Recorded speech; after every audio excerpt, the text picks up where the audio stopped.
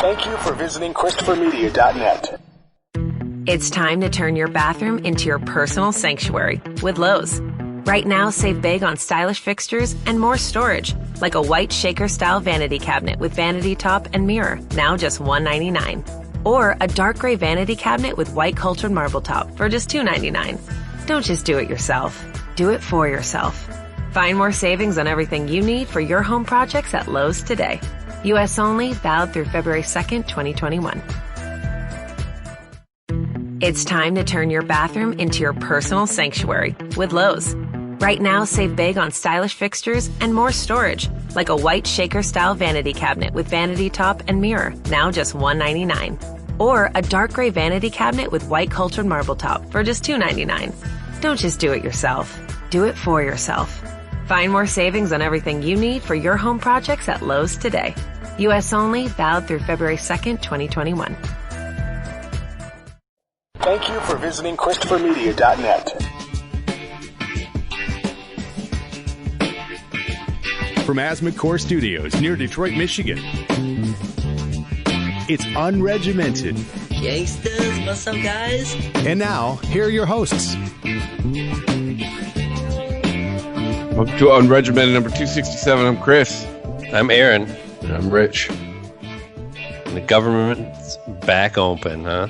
Oh, thank you, Jesus. And all breathe a sigh of relief. Yes. Yeah, but just as the government opens, half of the Midwest shuts down because it's colder than a fucking witch's tit. Right, yeah. There's a lot of stories about revenue lost during the shutdown. Imagine the type of revenue that's being lost because, well, people just aren't going to work because it's negative 10 out. Yeah, because fuck that shit. I mean, I don't know. I went to work. Honestly, I went yesterday and I played the card that I went yesterday today when I woke up and saw negative 10. Like, nope, not leaving the house. Sorry. I was one of the only people to do it yesterday. Y'all can kiss my ass. I'm staying home today. I know that my kids didn't go to school yesterday, probably not today either, and they may not go tomorrow, which is kind of interesting because I don't ever remember getting a day off because it was just too cold. No, yeah, it meant indoor recess is what it meant. Right, but yeah. So the Midwest is shutting down just as the government's reopening. I mean, we make light of it. There's millions of government employees that are breathing a sigh of relief. Even for those who aren't living paycheck to paycheck, it can't be easy skipping a check or two. Well, it's still only a 3-week restart, and then it has to go through the whole process again. So, I mean, isn't this? Yeah. Well, to me, this comes off as like, okay, I'm going to throw you a little bit of a bone. What can we accomplish in 3 weeks? Yeah, so what's it do? It's what's everybody so they can all have the photo op of clapping and yay, government's back open. We all did our job. Well, yeah, I don't think anyone's doing that type of photo op and expecting anyone to applaud it. It's really about. No, they'll clap for themselves. I mean, show me it. I'd like to see that. I don't think anyone's necessarily proud of this moment. But the real concern here was getting the government open so that paychecks could go out again, and probably also so that we can the IRS can get to work on tax returns. Well, from what I heard, that they were doing them the whole time. I don't understand that. I heard during the shutdown they were processing them the whole time anyway. Like, they don't start accepting them to the last week of January anyway. Right. See, I had heard that the whole process of processing your return was outsourced years ago. That wasn't it wasn't federal employees working on that alone. That was an outside company. So if that's the case, would it even matter? Yeah, absolutely. Because the government shutdown is dependent on government spending. It's not some just rule that says you can't work. We shut the government down. They're not working because they're non-essential and they have no allocated funds to pay them. So in the same way, I mean, I don't know if how much of the IRS or if any of their subcontractors or anyone, if that falls under essential or not. But if the money isn't there, it really doesn't matter if it's official government organization or they're contracting that out to another organization. The money won't be spent. The work won't be done. Well, forgive me. Once again, as the half-assed conspiracy theorist on the show, I connect dots maybe where I shouldn't. I do think that this is funny that this, shutdown came just as the Democrats actually had one of the houses of Congress. You know what I'm saying? And it's like, oh, no, we got to shut the government down. It's crazy. And I'm just like, really? It's just like for 2 years, it wasn't a national emergency to hurry up and ram this fucking wall through.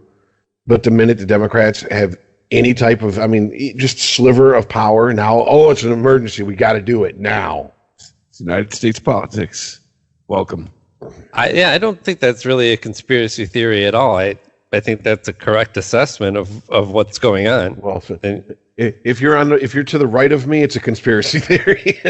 I guess that's what I'm saying. I'm sure there's somebody out there going, "Oh, there you go, the libtard, the triggered snowflake, and his conspiracy theory." All the buzzwords that people that don't like to think use.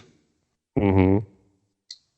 But if that's the case, and this is what I just don't get. I don't understand this. There have been Democrats interviewed during the 5 weeks of the government shutdown saying, "Hey, look, we're not against the wall per se. We're just not paying for it." That was not his campaign promise. If Mexico hands us a check to build the wall, but we're not going to make the American taxpayers pay for it. Mm-hmm. And it's like, I know that is a language that a lot of people are using, but it's a vast oversimplification. Trump ran on a wall, a physical wall, not a metaphorical wall or a drone patrol border or something. He ran on a physical wall. He did run on the idea that Mexico would pay for it, but it wasn't the idea that Mexico is just going to fork over or even build the wall for us. It would be, and he talked about this in the debates, it would be through policies, basically. He didn't get specific on that, but through tariffs or whatever, he would find some way to have Mexico pay for it. So I've heard someone bring up, what about all the drugs and illegal and money and all this shit that's attached to the drug trade that's seized coming out of or going back to Mexico? Why isn't that being used towards border defense? And it's like, the only thing I can think of is, because we got to that's being used to keep funding the people who keep busting the people. You know what I'm saying? Like, that's what that money's being used for. Yeah, I wonder. Maybe I watch too much TV, but I just imagine that it sits in an evidence room somewhere until they need to make a sting operation or something. Well, that's possible also, but... And who knows? Maybe we are putting some seized drug money or that passes over the southern border to good use, but maybe it's just a lot less than we think it to be. Yeah, the fact that millions of dollars is millions of dollars, but a few $1 million isn't going to do anything towards border security, a wall, or anything. Yeah, well, what is it? So there was an estimate I heard on a podcast. It's $25 billion a day to run the United States. That's the cost. So, I add that up over 365 days. If that's correct, that's a whole fucking lot of money. So it's coming from somewhere. And I understand our national debt and all that shit is going up, but still, I don't know where you're going. I'm just so sick of this fucking wall shit. And it's like, it's every time it seems like something is getting close to being taken care of with it, the goalpost gets moved. Okay, we're going to build a physical wall. Well, no, it's more of like you were saying, it's a metaphorical wall. Or now it's a barrier. Now it's a barrier. And no, maybe it might be drones. It might, and well, it's the funding that's the issue. It's not the wall itself, and it's just like, oh my God, it's just nonsense. Well, yeah. Well, by the way, 9.1 trillion be a whole year. Yeah, 9.1 trillion. And what I'm saying is that $5 billion is a drop in the bucket compared to that. All right. And if it's about funding, then yeah. I understand that it was an oversimplification of Mexico is going to pay for it, meaning like, they're not going to show up like Publishers Clearinghouse with an oversized check. Here you go, gringos. Here's $5 billion. That'd be a watershed moment in diplomacy. Now that would be a fucking photo opportunity. Yeah, we're doing giant checks now. You got the body of Ed McMahon propped up like Weekend from Bernie's with an oversized check. But I don't know. And Trump would go for that too. Oh fuck yeah! That's cheesy enough to fit right in his wheelhouse. Oh yeah. Like really, any world leader that comes to visit the U.S. should find an excuse to bring an oversized novelty check, even if it's only got a handful of zeros on it. Like, this is to fund whatever, some charity, something like that. But hey, give Trump an excuse to pose with a big check. I bet he'd take it. I just like if the wall ever if building the wall ever does actually come to fruition, and I can see Trump with the huge oversized scissors cutting the ribbon and the gold shovel for the first gold shovel, gold hard hat. All this hedging on the wall isn't really coming from the White House. It's mostly from Republicans in the Senate who are trying to downplay this, who are talking. I mean, it was Lindsey Graham who was talking about the metaphorical wall, and he's one of many Republicans who don't really want to see this done, and we're starting to see some pushback on that. They're not really pushing back on the wall. I shouldn't say that. They're kind of testing the waters on the wall. I think they want to see if they can keep the majority of the Republican base on their side. And there's also talk now with the negotiations, now that the government is opened back up, and they're going to hopefully put together a plan that either decides to not fund the wall, or take the wall separate from, and border security separate from the government spending bill that they're looking to get passed. The one that's going to last more than 3 weeks, hopefully. And there's talk about how Republicans are wishing that Trump would stay out of the negotiations. Oh, I bet. He's not helping the issue. I bet they want a lot of things with him. And now there's pushback on Trump against the withdrawal of troops from Syria. It's a lot of this is coming from people like Paul Ryan who have nothing to lose. He himself is on his way out anyway, and so stop trying to pretend that you have a spine now. It's true. He was already exposed with Donnie John. There's video out there of him talking shit about him, and then he turned into his lapdog after Election Day. So I mean, oh yeah, he killed his own credibility, really. Right. Russians are paying Trump. How much is Trump paying you, Paul? There has to be Republicans that are just like, or you just do this for free. Well, yeah, they're like, oh Jesus, this is this idiot, really? Like we have to ride this out now? Well, there's already been a few that have walked away. Like, yeah, I'm done. I'd retire. there has been a few already that are like, yeah, I'm not going to seek re-election. Y'all have fun with this. Well, it has to be embarrassing.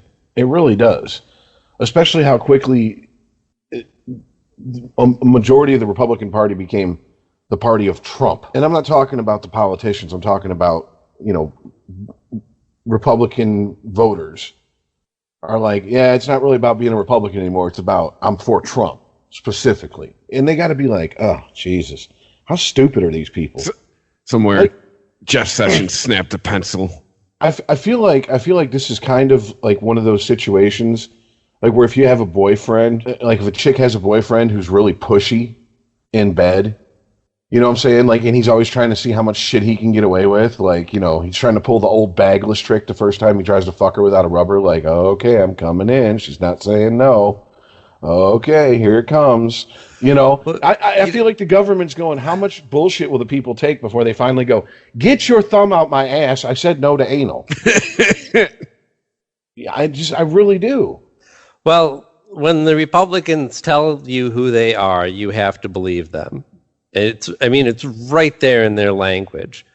Just today, in response to a bill that was introduced to make Election Day a national holiday so that everybody gets the day off and they all have plenty of time and none of these fucking excuses, I don't have time to vote. What? What the fuck are you doing? Were you in surgery all day? Unless you were saving somebody's fucking life, you can find time to vote. But I digress. Mitch McConnell's response to this bill was that it was a power grab by Democrats. A power grab, right? Encouraging people to vote. Yeah, to make sure everyone can participate. It's a power grab by Democrats. That's how much he thinks about the American people. Because I'm sure that which is writing off completely more than half of them. I'm sure in their mind, their line of reasoning goes, well, if it's a national holiday, that means all these slave wages or wage slaves who work, you know, fast food, all these places that would normally be like, I don't give a fuck. You're not getting any time off to vote. Yeah. No, your ass is scheduled to work. If they were forced to close for one day, that these people would actually get out and vote, and most likely they're not going to vote for a bunch of rich fucking Republicans who want to make the rich richer. Right. You know, it would be a disaster for Republicans, but you know what? If that's the only way that you can stay in office is by trying to jerry-rig the voting process, then fuck you. You don't belong there. Yeah, we've talked about. They don't want people under 40 in the voting booth. That's not who votes them in. Right. And I will defend the people who don't have time to vote, because this happened to me in 2012. Come on. I will. This happened to me in 2012 when you have a job where you work 9 to 7 and the polls open up at 8 o'clock. Oh, but that's when you have to leave for work. You get off at 7 and then the polls close at 8 and you work an hour away. 9 to 7 is quite a shift. And you can't. I used to have to work 5 9 to 7s, and you can't. To me, that exposed to me a flaw in the voting process in 2012. Why is it tied to where you live? Why can't it just be you have your driver's license? I voted at this polling place. Right. Done. You know, I could have voted at the polling place closest to my job, but no, I don't live. You know, it was in West fucking Bloomfield. I don't live in West Bloomfield. So 2012, I got to sit out the election because I literally did not have time. Or there's a mix-up like what happened with me in 2016. I go and they're like, no, this isn't your polling place. And I'm like, where is my polling place? And it was attached to my old address still for some reason. I guess because when I had moved, it didn't get switched before some deadline. And I'm like, well, this is where it told me to go online for where I live and where my legal address is, you know. And yeah, it was my fault. I went late in the day, but I was like, I'm not. Yeah. Well, I'm not driving 45 minutes to hopefully get in line before they go, okay, we're done. They do have a better system for that now. I mean, at the time, you could look up where your polling place would be if you were registered at your address. Now you can actually just type in your personal info and it'll tell you if you are registered or not, and if so, where you need to go to vote. So there's no ambiguity around it. That's what I did. That's what I did last year, and I had no problems. Yeah. I was like, wow, this is wow. I'm surprised something got fixed at this level of government. But how much you want to bet there was dozens of Republicans trying to vote that down? Like, we want to give people access to see their voting place online. Oh no, that sounds like a risk of voter fraud. What if somebody hacks it? I call hacks. So if someone hacks it, they're going to send everyone to the wrong place? Yeah. I mean, wait. No. We're going to hack it and improve your system to make sure you go to the right place. Which is that's an old school and still widely used tactic. the disinformation campaign. Oh, we sent out a bunch of mailers, and it just so happens that all the Republicans that we sent them out to all got the correct voting date, but there was a quote-unquote misprint on the ones that went to Democrat to areas that have majority Democrat voters, and they told them to show up the day after, told them to show up somewhere on a fucking Wednesday. This isn't a story that happened like back in the day in Chicago. This was last fucking year. Gotta love it. Outside, it's America. You don't gotta love it. You need to make sure that you make it a priority to vote, because the people that you're voting into office are the ones that are making these types of decisions to decide whether you get to vote next time or how easy it is for you to vote next time. Well, it is funny how much horse shit, half-truths and outright lies get spread around the time of especially presidential elections. I mean, remember like in 2008, 2012, I don't know if you guys ever saw these stories, but I have family who are afraid of black people, so I saw these stories quite frequently on social media. It's like, oh, there's Black Panthers outside of the polling place intimidating white people who go vote. No, they're volunteers working for the fucking Obama campaign handing out shit. You know what I'm saying? They weren't even near the entrance to the polling stations. They were like across the street. But, someone filmed a black guy in a black leather jacket. He's a Black Panther. No. He's handing out, vote for Obama stickers or whatever the fuck. Rich, let me ask you, though, hyperbole aside, do you know people that you honestly believe are afraid of people of different skin tone, ethnicity, background, whatever? Absolutely. Yeah. I've met these people. Some of them are in my family. Especially, ironically, I was going to say real quick, ironically around here, I understand in our parents' and our grandparents' generation, it was probably more likely that the people that were afraid of other, ethnicities, it was more probably they were afraid of black folks. Right. But for my generation and younger, a lot of it is, these fucking Arabs, these terrorists. And I'm like, terrorists? Motherfucker, we live 5 minutes from Dearborn. Yeah, it's been there the whole time. Yeah, I mean, like, how are you afraid of? You grew up with these people. Yeah. You know what I'm saying? They're not fucking terrorists. But, the news says I'm supposed to be scared of them after 9/11. I'll be scared of some motherfucker that comes over and is like, yeah, I've been taking flying lessons, but I haven't learned how to land. And I'm flying tomorrow. That's the dude not Jimmy who goes to Edsel Ford in Dearborn. You know what I'm saying? Like, so, yeah, it's fear, though. It's the same reason we rounded up Japanese people in the 40s. It's fear. Which is just absolutely strange to me, because if they're here, what were they thinking they were going to do? They're here to infiltrate the United States. These were families that had been here for a generation or two already.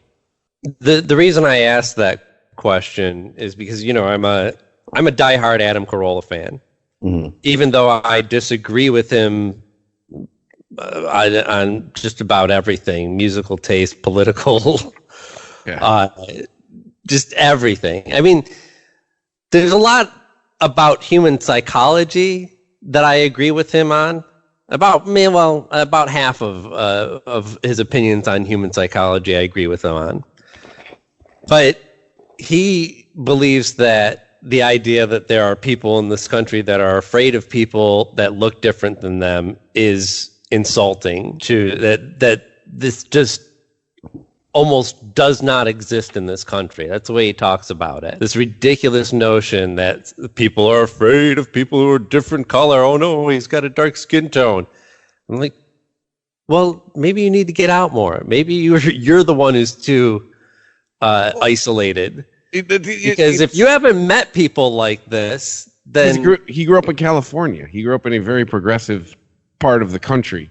Especially, come to Detroit. I'll show you plenty of people afraid of black people, buddy.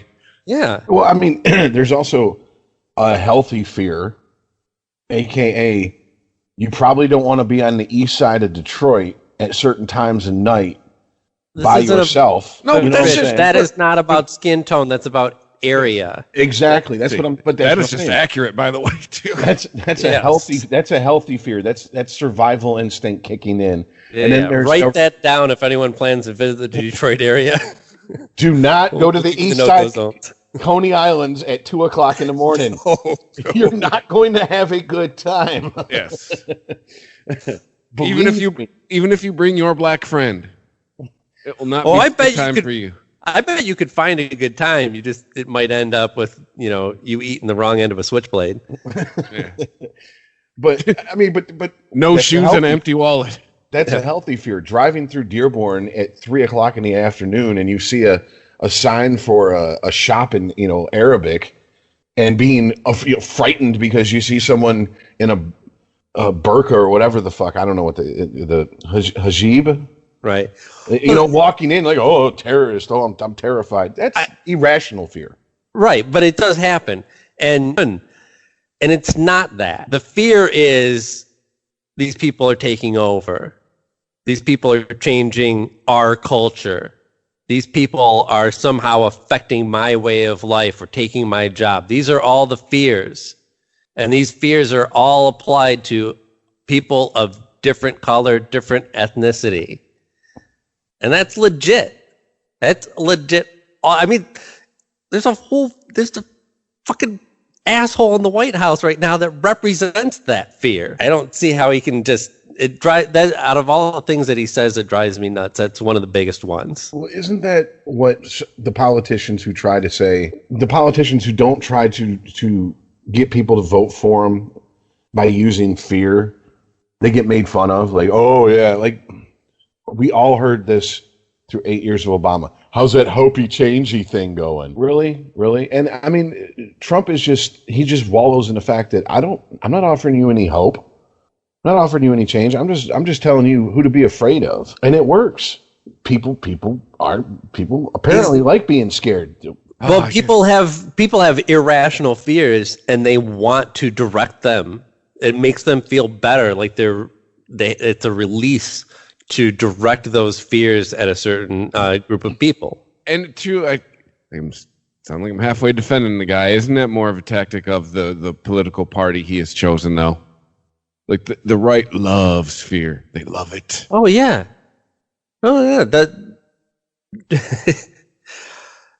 Trump as a Republican is nothing new outside of the fact that he talks so openly about it. Yeah, he is the one thing for the one Republican trope that he does not live up to is he doesn't have the self-righteousness that all the dyed-in-the-wool Republicans have, and I just think that's because he's not religious. That's right. Where that comes from with the extreme right people. Oh, but wait a minute, Trump, really? I thought I remember him saying that he's probably the most religious person on the planet.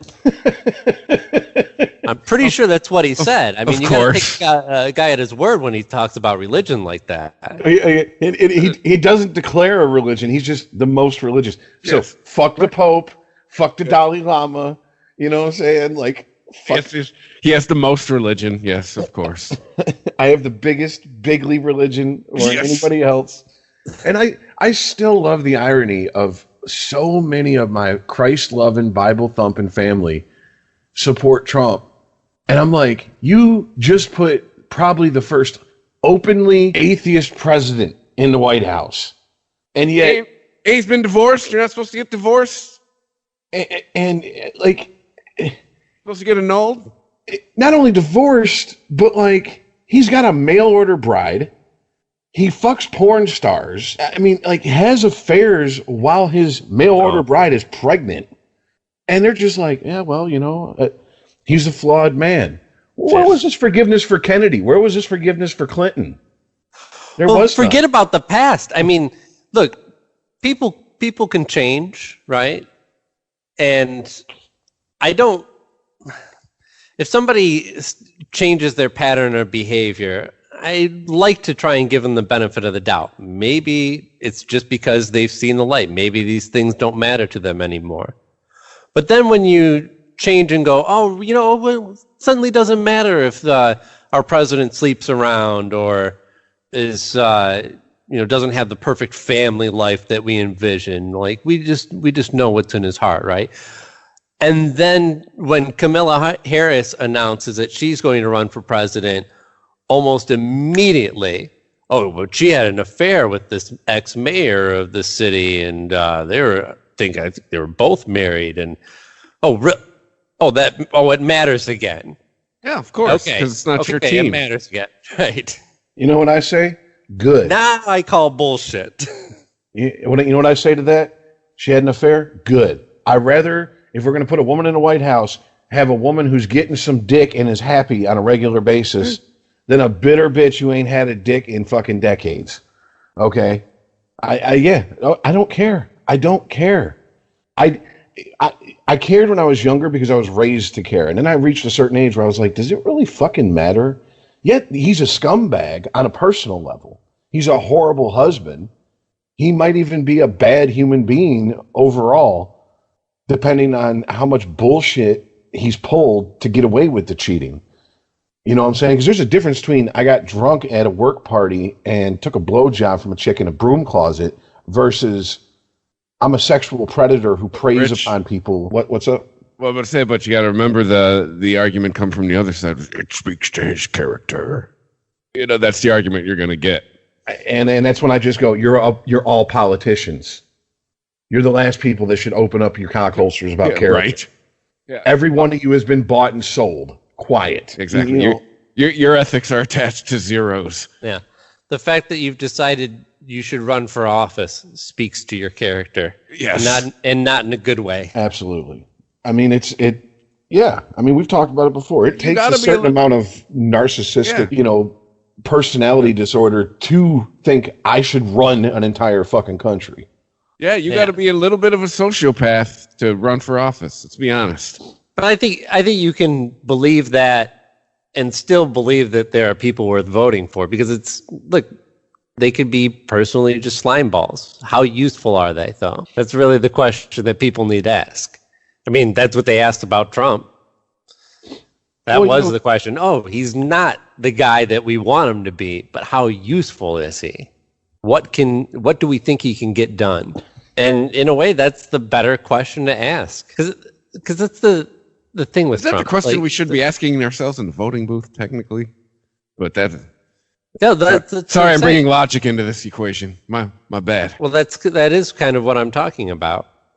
Not how do you judge your president on a daily basis? Like, do you open the paper and cluck your tongue? No, these are questions that lead to you deciding who you're going to vote for. But the other fun part of that is, I was reminded of it when I was watching that 90s miniseries last week, is no matter what happens, we always end up voting with our wallet. And I think that's the thing Trump's playing on. Just keep the economy humming.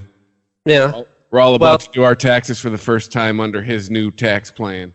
But you're extrapolating based on prior evidence, right? Which is, if you did that, you wouldn't predict Trump in the first place, because nobody really did.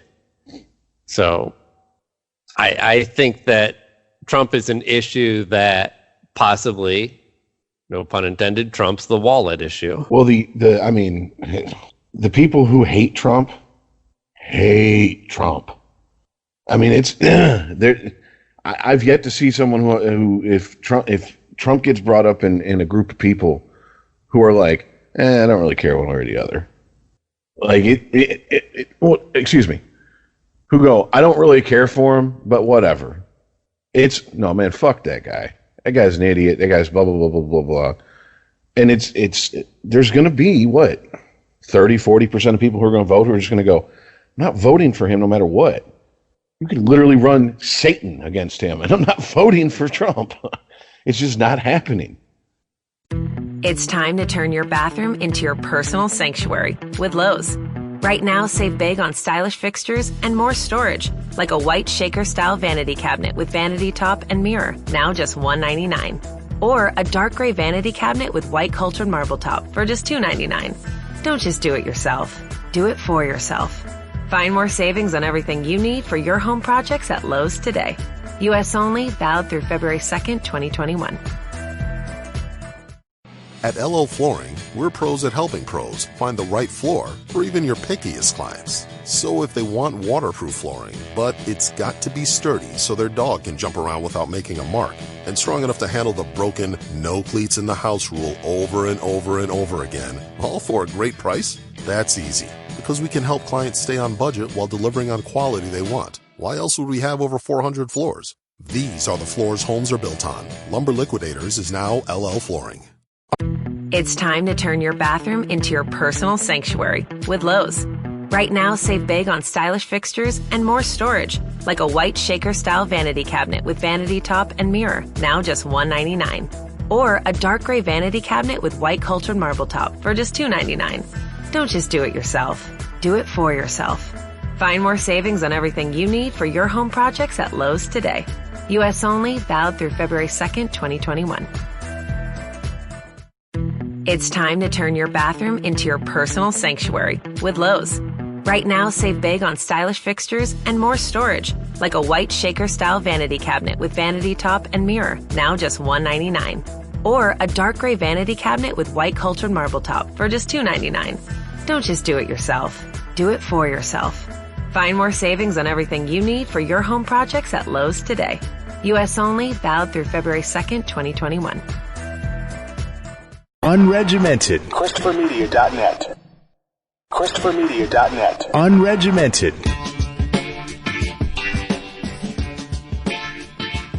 And I wanted to because you brought up, I'm sorry, what was her name? Kamala Harris? Thank you, Kamala Harris. Who has officially announced a run for the Democrats so far? Well, besides her? I don't know that. I don't know who's officially announced and who's like done the pseudo announcement of like, I'm putting together a committee. We're going to look into a presidential run in 2020, right. Which is like, you're on notice. I'm going to call you in 10 minutes. But right. But let's talk about some of the people who are looking to run. But I just wanted to say about, as far as getting Trump out of office, it's not relying on those people who are passionately against Trump. It's just about getting out the message that this is going to be a very important election. It's going to be the most important election of our lives. Again. It's the fight of the century until the next fight of the century. You're gonna hear a lot of that. You absolutely are, because that's the message that if that message is successful and they can get more people out to the polls, then Trump doesn't stand a chance. Yeah, I agree there. But I mean, with Kamala Harris, if we didn't elect a white woman, have fun. I got it. If we're not still there for electing a white woman, I mean, she's a black woman. Good luck. Yeah, I don't see that. I mean, yeah, we didn't elect a white woman, but that white woman that we didn't elect was Hillary Clinton. You got to convert a lot of people in MAGA hats. You got to convince a lot of people in MAGA hats to vote for a black chick.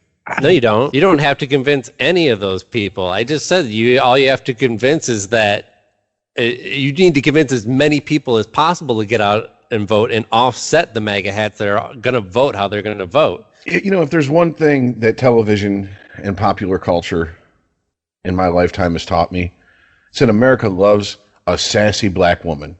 So we need like someone like Aunt Esther to run for president. Medea, Tyler Perry.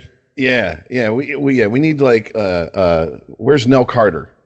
You know what I'm saying? Like, honey child, and she'll get in. Because seriously, I see your point, Chris, but honestly, I think a black woman probably has a better shot of winning the White House than someone like Pelosi. Like, and the you reason want some Mrs. Pancakes action up in there, right? What is it? What is you don't know me.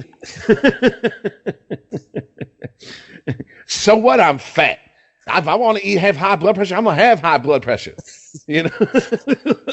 Get that carrot away from me, motherfucker. You know, just like, I'll vote for it. Yeah, you know, cool. Why not? Hey, fuck it. You know, let's liven up politics a little bit. But no, seriously, like, we tried that. It's not fun so far. This is the truth. I'll take my politics nice and dull and mild.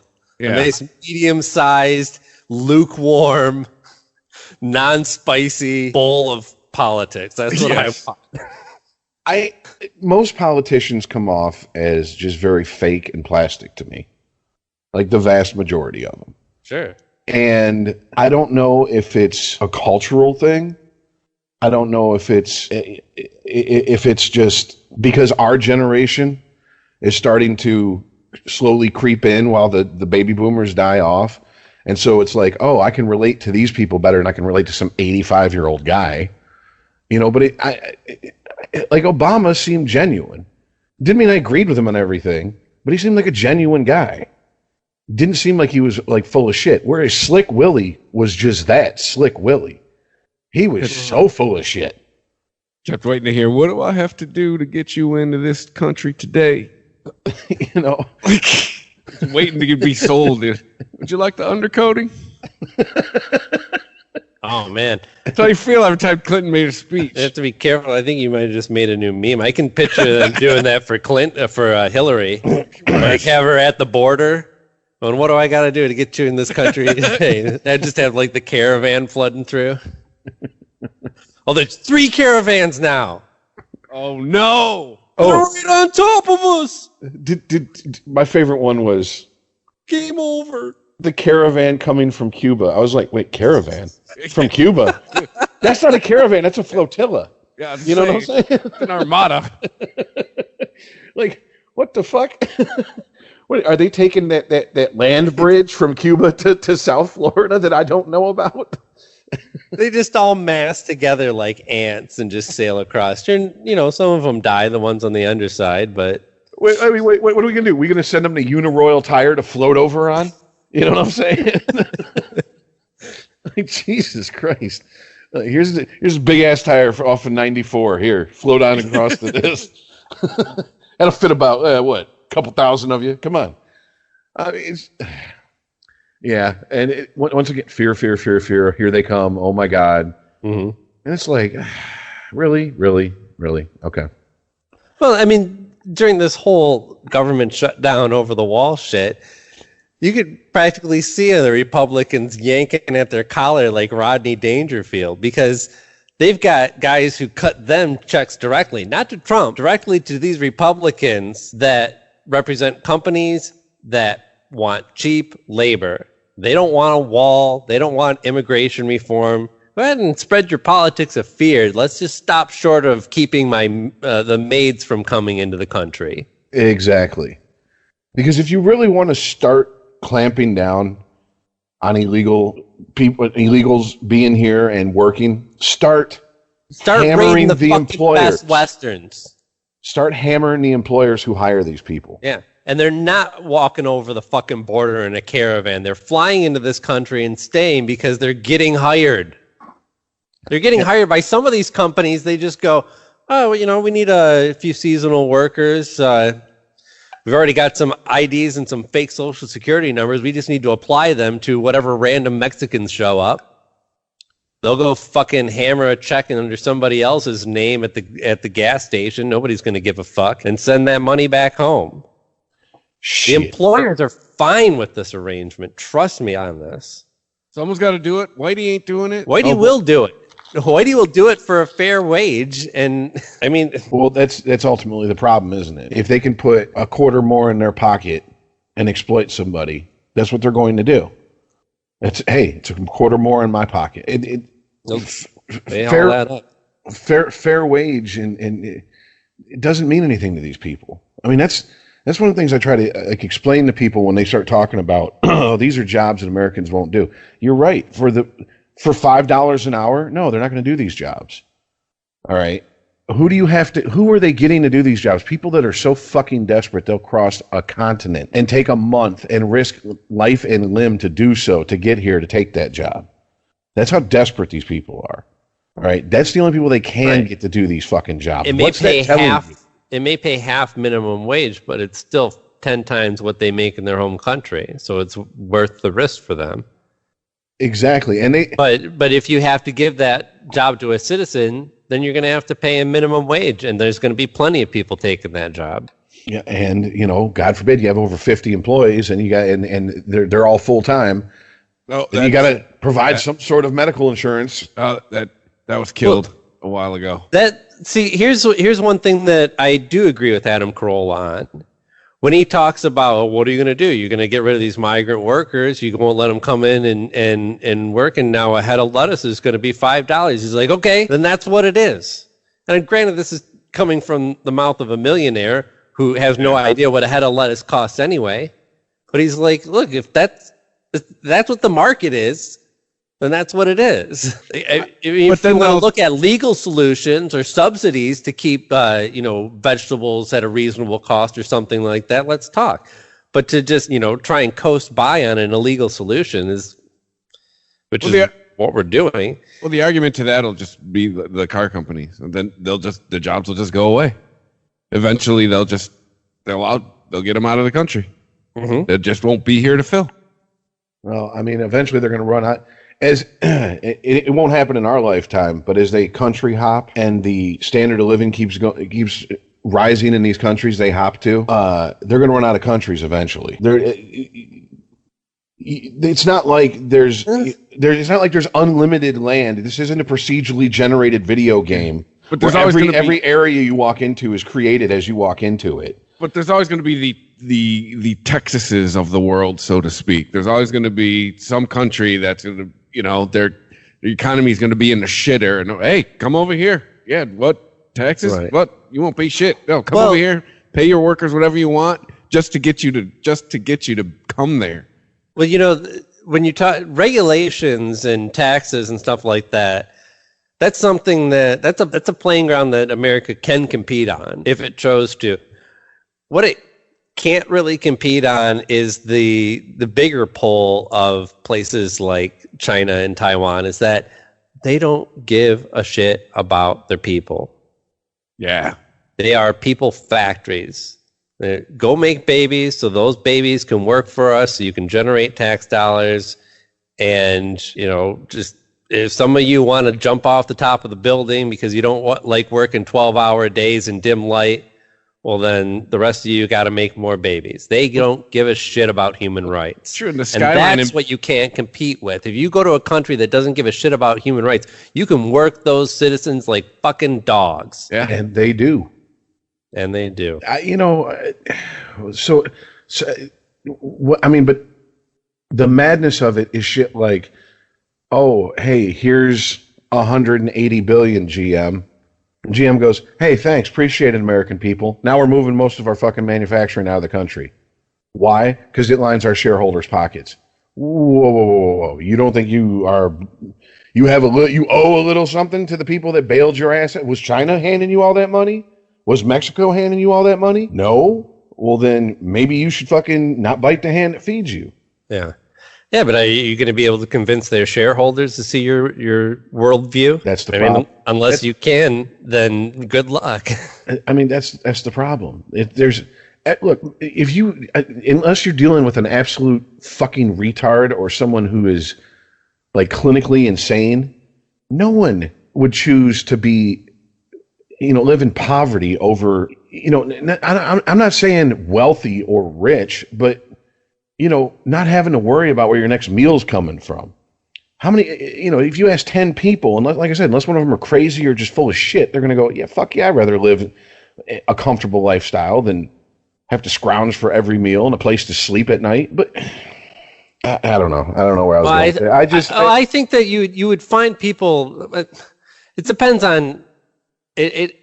For some people, it does depend on how you achieve that living, how you achieve that comfort. If it's on the backs of other people, sure, yeah, unfortunately, there's probably going to be a lot of people in this country that are fine with that.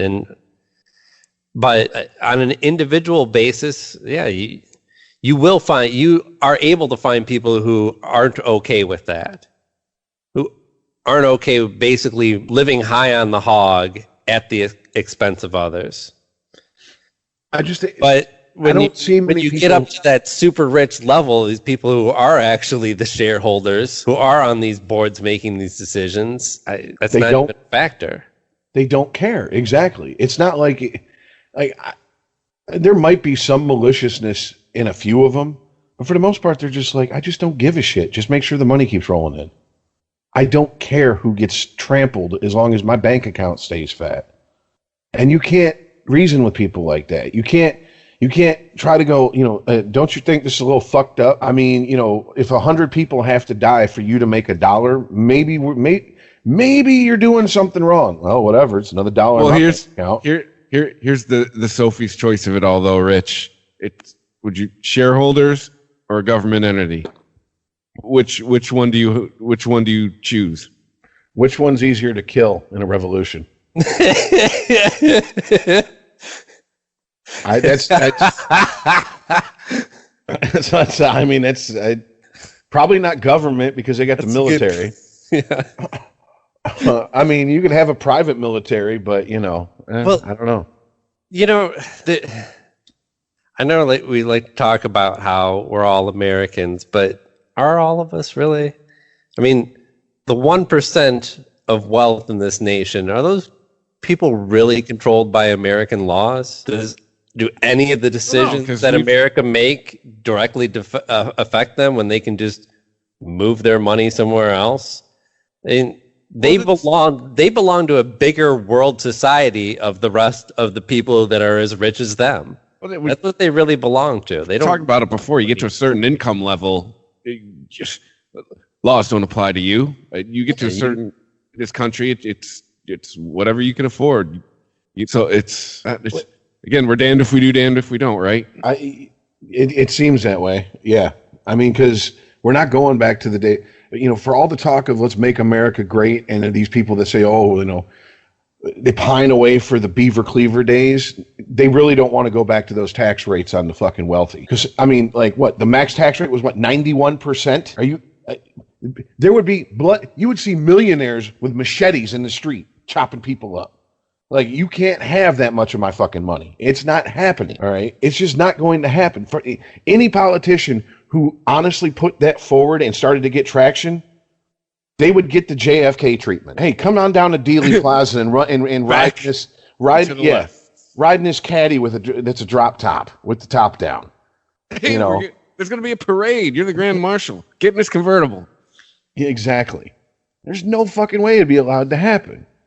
I mean, what? Oh shit! What's her face? Acosta.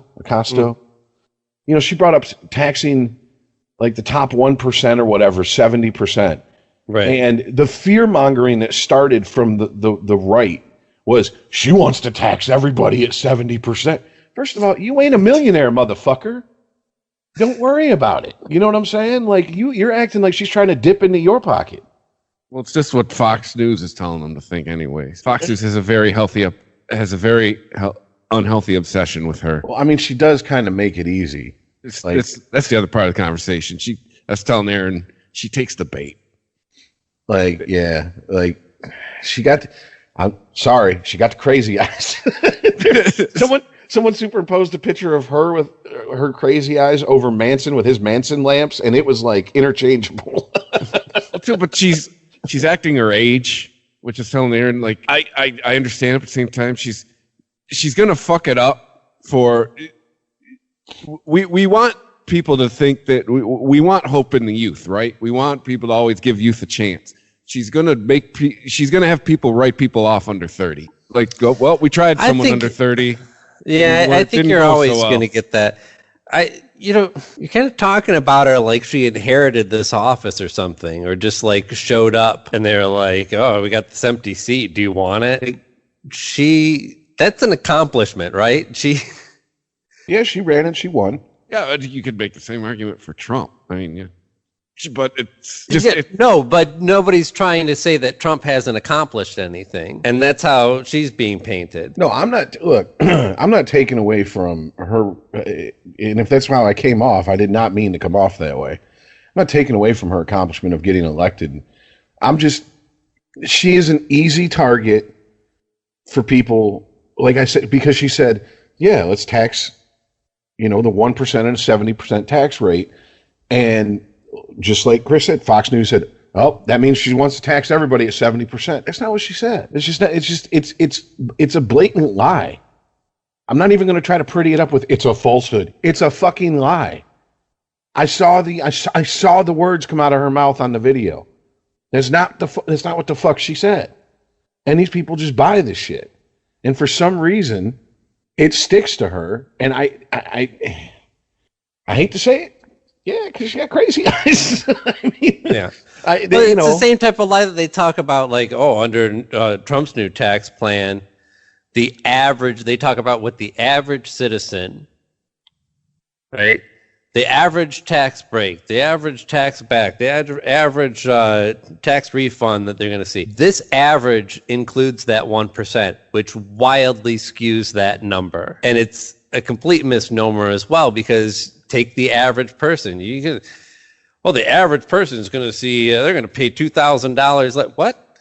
The average person barely pays $2,000 in taxes. I'm interested to see.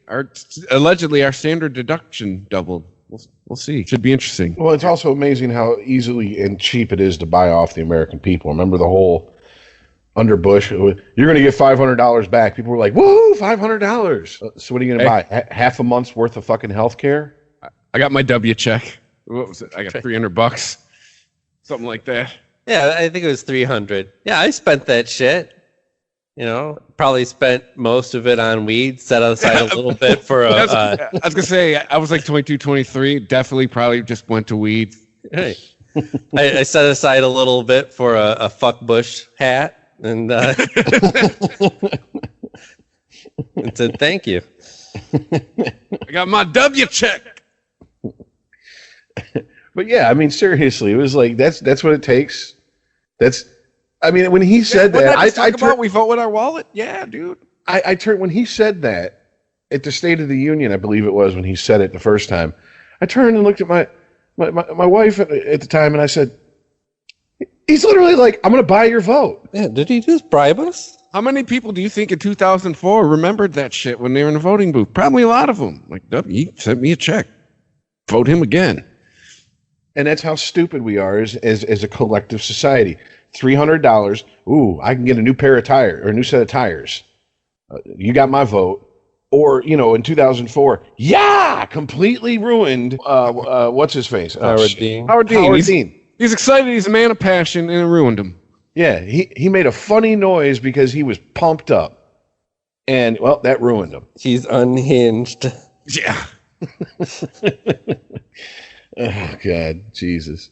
So that's kind of what that's how I feel about this about old Crazy Eyes. I feel like that's the thing. That's her moment is the fact that she does kind of have Manson lamps.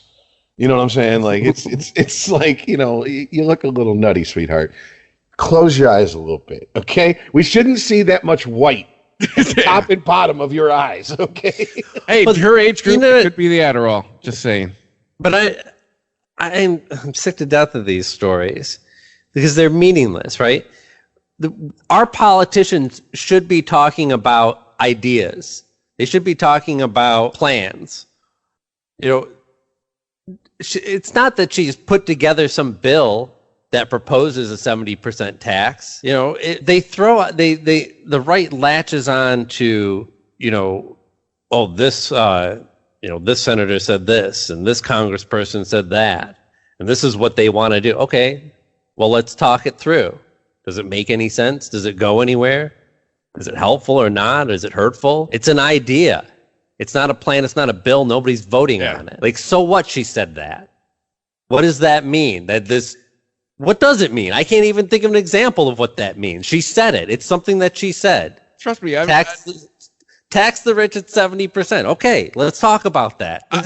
I've heard all of her crazy ideas, and my take on them is like, good luck. Because I'm with you. They're ideas. Right. If you know how government works, have fun with half of that list, lady.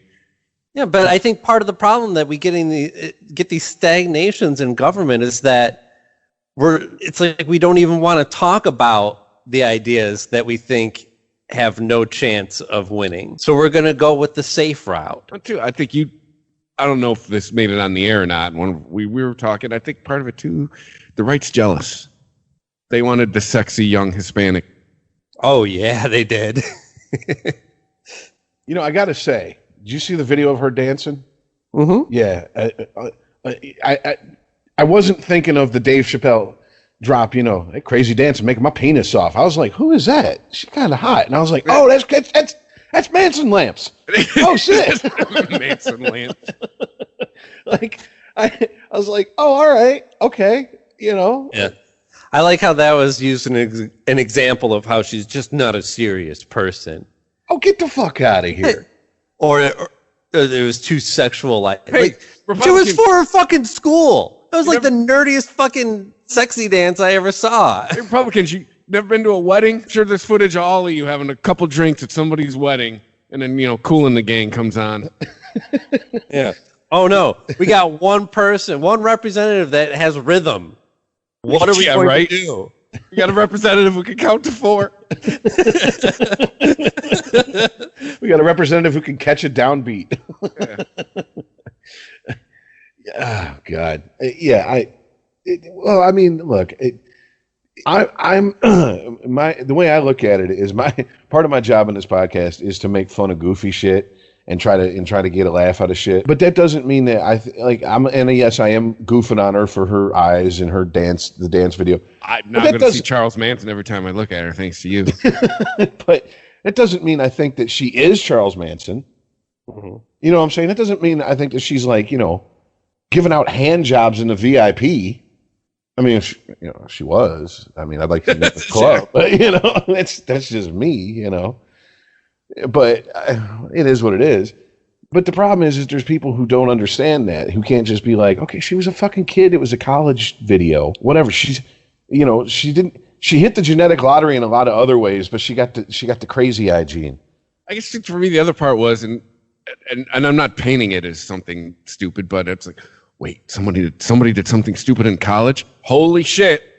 Stop the fucking presses. Let's make a fucking national news event out of it. So it's okay to beat up a dude because you think he's the lead singer of right?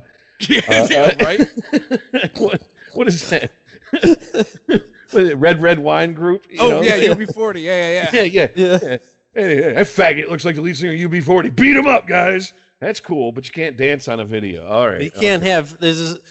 Apparently a such thing as having too much school spirit. Even to going back to even with Billy Jeff with, you know, I didn't inhale. Like, great. We all did dumb shit in college. Can we make this? Can we agree on this as a country and move on? Like, we all did dumb shit in college, or generally between the ages of 16 and 30. All right, and move on. And by the way, we all accept that. Could you fucking imagine if they asked a serious contender for the White House these days, hey, in college, did you ever try weed? Yeah, but I couldn't inhale. It'd be like, kind of pussy-ass, bitch-made motherfucker. Get him out of here. I don't want someone that can't even handle a fucking joint. At this point, I would not, if they said they didn't try weed in college, I would not want them as president. You do not like to try new things. Like, what college did you go to? Was it in, Salt Lake City or something? What the fuck? Sarah Lawrence? Yeah, it's all window dressing nonsense, and it keeps people distracted, and it keeps people entertained. I mean, because it's one of the things that I have noticed, like the family and friends I have who are on the right never post articles or opinion pieces building up their beliefs. They just attack the left and post articles that attack the left and opinion pieces that do that constantly. And I don't know if it's just my group of friends are just tired of fucking playing the tit for tat game, the eye for an eye game. But most of my liberal friends don't rise to the bait. In fact, to be honest with you, most of them don't really post a lot of their political beliefs or post political articles or opinion pieces. And when they do, it's usually, dare I say, something a little bit more positive. It's not like attacking and tear down and this and that. I mean, there's the, we hate Trump bunch, and that's just, they're like the we hate Obama bunch. You're never going to get them to do anything but this. They wake up hating that motherfucker. You know what I'm saying? Like, that's just what they do. That's their job. They take a lunch on his ass. So those are one type of person. But these, I just see it, and I'm just like, do you know what you believe in, or are you defined by what you hate? Mm-hmm. It's kind of like those annoying fucking cocksucking hipsters that ruin so much music for me. They don't define themselves by what music they like. They define themselves by what music they hate. Well, I hate this, so that means I have good taste in music. Right. I don't own a television. That means I'm smarter than you. Yeah, exactly. Exactly. And it's just like, you're a douchebag when you do that. You're a douchebag when you do it in the political world. But we like douchebags. We really do. Jesus Christ. It's time to turn your bathroom into your personal sanctuary with Lowe's. Right now, save big on stylish fixtures and more storage, like a white shaker-style vanity cabinet with vanity top and mirror, now just $199. Or a dark gray vanity cabinet with white cultured marble top for just $299. Don't just do it yourself. Do it for yourself. Find more savings on everything you need for your home projects at Lowe's today. U.S. only, valid through February 2nd, 2021. It's time to turn your bathroom into your personal sanctuary with Lowe's.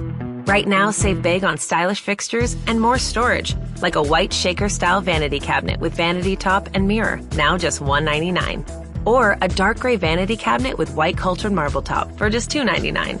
Don't just do it yourself. Do it for yourself. Find more savings on everything you need for your home projects at Lowe's today. U.S. only, valid through February 2nd, 2021. It's time to turn your bathroom into your personal sanctuary with Lowe's. Right now, save big on stylish fixtures and more storage, like a white shaker-style vanity cabinet with vanity top and mirror, now just $199. Or a dark gray vanity cabinet with white cultured marble top for just $299. Don't just do it yourself. Do it for yourself. Find more savings on everything you need for your home projects at Lowe's today. U.S. only, valid through February 2nd, 2021. It's time to turn your bathroom into your personal sanctuary with Lowe's. Right now, save big on stylish fixtures and more storage, like a white shaker-style vanity cabinet with vanity top and mirror, now just $199. Or a dark gray vanity cabinet with white cultured marble top for just $299. Don't just do it yourself. Do it for yourself. Find more savings on everything you need for your home projects at Lowe's today. U.S. only, valid through February 2nd, 2021. Unregimented. ChristopherMedia.net. ChristopherMedia.net. Unregimented. Out of the early contenders for president, we have Kamala Harris has announced. The ex Starbucks CEO, has he officially announced that he's running, or is he announced that he's thinking about running? He announced that he's thinking about it, like he's taking a trip to Iowa this week. Yeah. Like, to me, the early indicators out of the Democrats is this shit's going to look like the Republican field in 2016. Oh yeah. For the first few debates are going to be like 24 people. Mm-hmm. Stock up on some popcorn, man. It's going to be some good watching. Honestly, we're not going to have the clown shoes that was Trump there. You know, like I would hope not on the Democrat side. Like, yeah, but I'm sure the Democrats will dig up a nut or two. Oh yeah. Well, yeah. Now I think about it, yeah. There's always going to be one if the field's going to be that inclusive at the beginning. If there wasn't an age limit, they'd probably already be prepping Crazy Eyes for a run. But you got to be 35 to be president, so she's still got 6 more years. God, is she that young? I mean, I knew she was like... Yeah, she's 29. I thought she was like 32 or something like that. She's the youngest person ever elected to Congress. Mm-hmm. Shit. There you go. All right. Now I kind of feel a little bit creepy, like being like, yeah, baby, dance for me. Like, you know what I'm saying? Yeah. I like Tomi Lahren, I guess, was saying that she has no real accomplishments. What the fuck has Tomi Lahren's got? Right. She's on Fox News, and what's her name? Crazy Eyes, I guess we're just going to call her. AOC. AOC is a representative. So, yeah, what have you accomplished, Tommy? But Tomi Lahren, isn't she just a waste of hotness? Okay, besides looking like every blonde I see in every interracial gangbang online, what the fuck accomplishment has that bitch have? None. Right. Give me wood.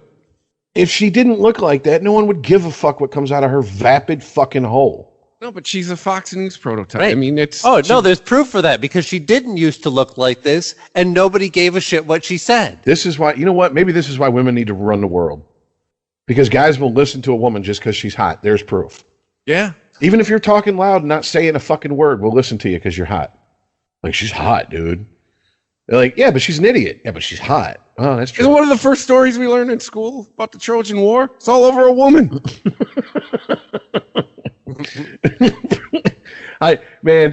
You boil it down. I think pussy's been the driving factor in a lot of wars, not just one, but you know, it gets bridges built. it gets pussy. It gets shit done. It does. And what's Doug Stanhope say? That's why cocaine's illegal because it makes getting pussy too easy. Like if cocaine was legal, like no one would ever work because we could just lay down a fat line in the bathroom and 5 minutes later she's gagging on your cock, you know. But I like that better than getting up at 5 a.m. Tell you. You trade in all your frequent flyer miles for that lifestyle. Fucking second, man. You're like, where can I sign up? But yeah, for her to call out, okay, I mean, look, if she wants to express her bullshit political opinion, more power to you. You got the right to, whatever. I'm not trying to take it from her. But for her to call out someone's accomplishments, like she is like has such a prestigious fucking resume. Get the fuck out of here. What have you done? Seriously. Be a mouthpiece for the right. Exactly. Jesus Christ. I feel like that scene in Talladega Nights. All you ever did was make a hot daughter. Like it's all like that's all I do. You look good on TV while spouting right-wing propaganda. Yeah. Yeah, it's not even original shit. I mean, at least Ann Coulter has like her own opinion. As crazy and whacked out as it is, yes.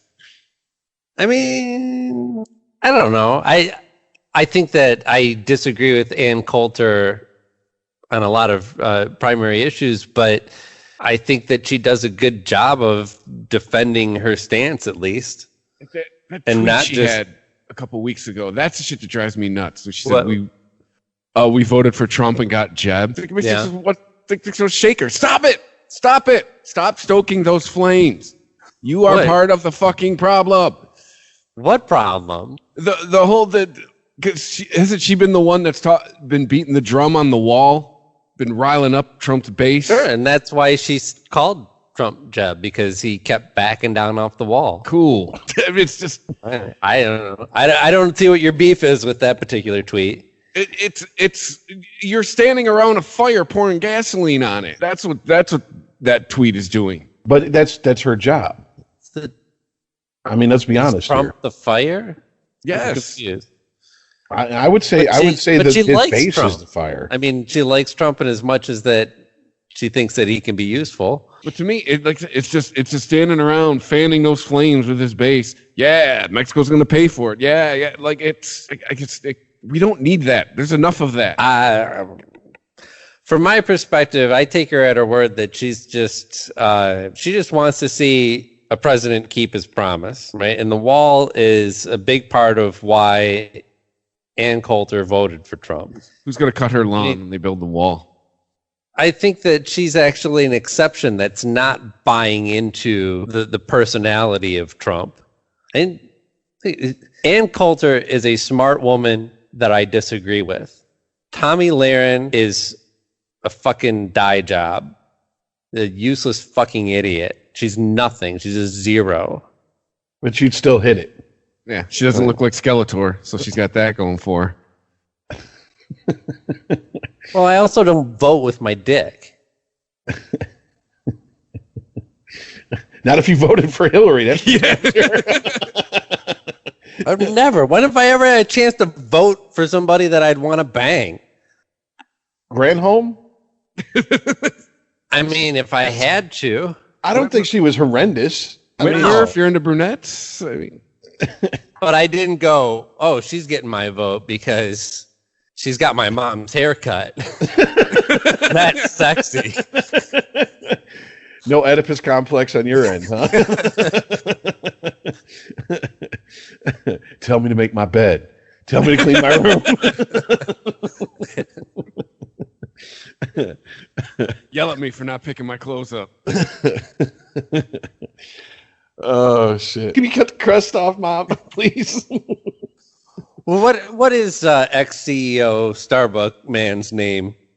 Howard Schultz. Howard Schultz, thank you.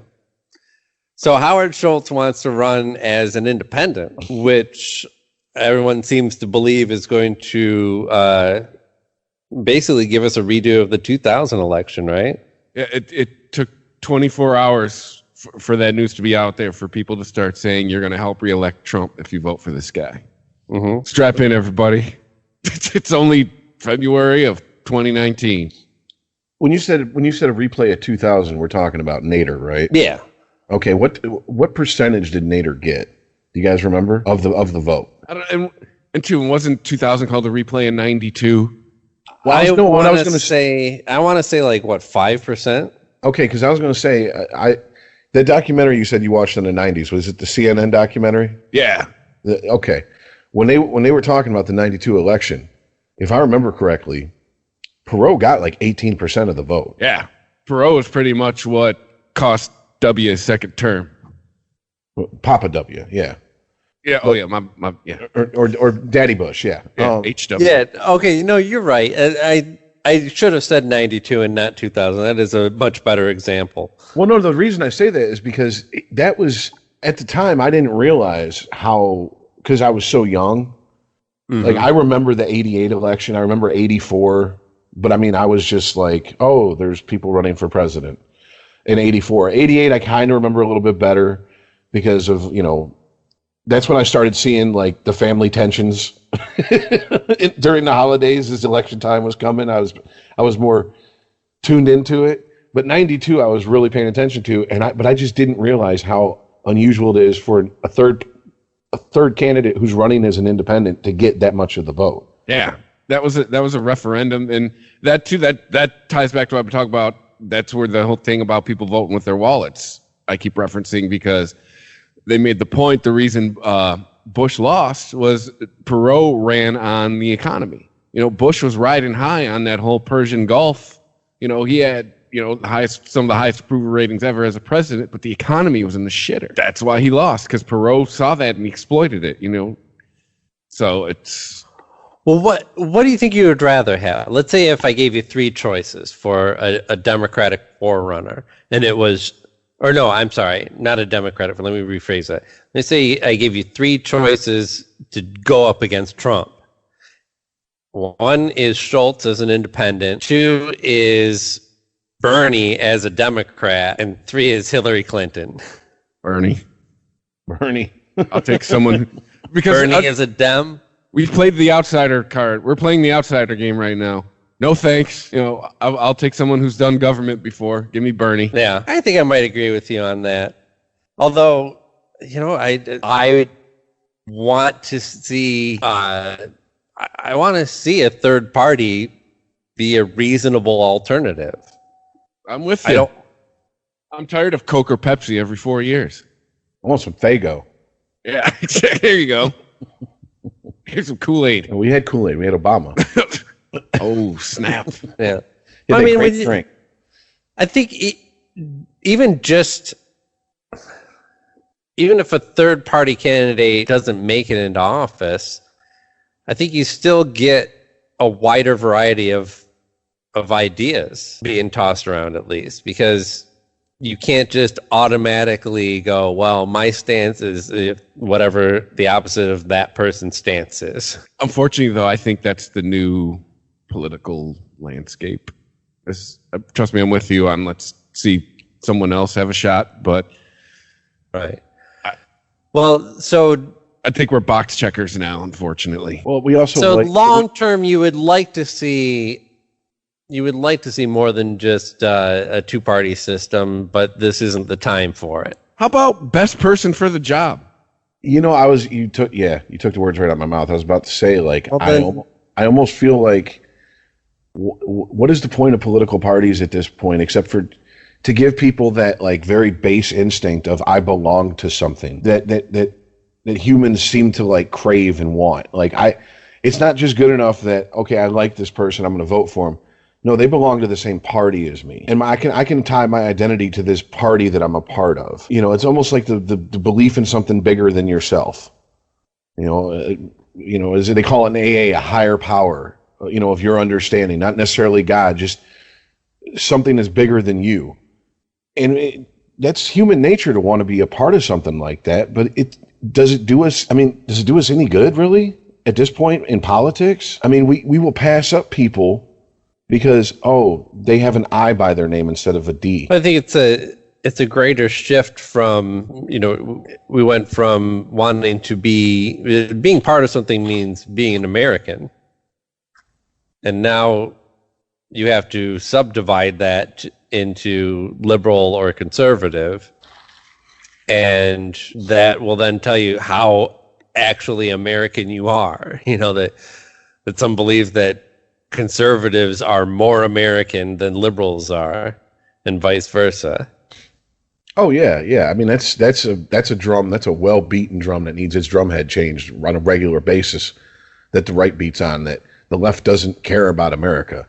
The left hates America, and all that nonsense. And it's like I don't buy it. I agree with Bill Maher on it. I don't buy that. Just because I'm not a fucking cheesy ass, proud to be an American song playing douchebag, right? Doesn't mean I hate America. And just because I see something and I see its faults doesn't mean that I hate it either. Jesus Christ, I was married. You know what I'm saying? Like, if I was like, oh, you have to be perfect for me to love you, I'd have never been in a relationship. No one would have ever had my ass in a relationship. And I could have never been in a relationship with anybody because it's impossible standards to hold. And that's my problem with these people on the right who are like, oh, the left hates America. Why? Because we criticize parts of America that are fucked up. But somehow when you do it, it's okay for you guys to do it. But it's not okay for us to do it for some reason, you know, on the left. It's okay, you know, it's horrible that we have, you know, abortions in this country. Well, that was decided by the Supreme Court before I was born. So how dare you criticize the government? How dare you criticize this country? But that's okay criticism in their book. And somehow that's not seen as unpatriotic. But if we're like, you know, maybe we shouldn't be drone striking fucking schools all across the country, you know, all across the world for nonsense reasons. Why do you hate freedom, Rich? Yeah. Yeah, exactly. Right. But maybe we shouldn't send our kids over to fight wars that make no sense and we're not even really sure why we're fighting them. Oh, why don't you support the troops, though? You've got to support the troops. I don't get this whole... Are we speaking the same language? This pearl clutching with leaving Afghanistan and Syria. Isn't what we wanted? I'm confused by it, too. I thought that's what we wanted. Didn't we want people to come home? I thought that Trump was... The idea that Trump was going to bring all these guys home was applauded, and I think rightfully so. And now, the Republicans are talking about, well, Paul Ryan, here's the headline in The Hill, calls it ludicrous to withdraw from Afghanistan and Syria. Why? Tell me, Paul. Tell me, Kendall, come to life. Why? Haven't we caught our boogeyman? Haven't we caught both of our boogeymen? Hussein, dead. Osama, dead. Right. Like, so what other boogeyman do we have to catch? Well, this is what Mitch McConnell says on it. Simply put, while it's tempting to retreat to the comfort and security of our own shores, there is still a great deal of work to be done. Yeah, there's still money to be made over there. And we know that, left unintended, these conflicts will reverberate in our own cities. There's the line. There it is, everybody. Fear. So that's the 2019 reboot of if we fight them there, so we don't have to fight them here. Right. Because, you know what? Like, the whole reason that terrorism started coming over in America is because we went over there, right? Yeah. The arrested again. The end of that 90s series is all about how we pretty much we created the monster that came to our shores in 2001. Yeah, it's not like a bunch of imams came and visited America and looked around and was like, this place is disgusting. And then went back home and was like, all right, start getting pilot lessons. Yeah, no, we're going to show them what's what. It's well documented. We went into Russia in the 80s. We trained Osama bin Laden and his troops, and then we left. We pissed them off. We created them. That's our little dark secret we don't like to talk about. We created that monster.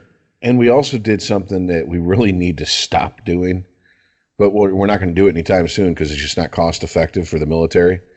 When we pull out of someplace, we leave a lot of our weapons behind. And, gee, why would a bunch of people in Afghanistan want a truck full of explosives and M1s and, claymores and shit? I mean, you can leave your car unlocked with the keys in it in like Detroit or Baltimore and no one's going to steal it, right? I mean, let me know how that turns out. I mean, that's literally what happens. We just pull out and it's like, just leave that shit. What the fuck do you think is going to happen? I mean, we don't even decommission half this shit. Like they're going to call. Oh yes, I found it's lost and found. I found truck. I'm wondering if because they're talking about Afghanistan and Syria, and Syria kind of makes more sense, right? I mean, Syria, we decided to take a side in a civil war. Is basically our involvement in that country. What is Mitch McConnell's idea of what he wants to see happen in Syria? Because I know he's not going to say it, but we know what Republicans want out of Afghanistan. They want a permanent military base.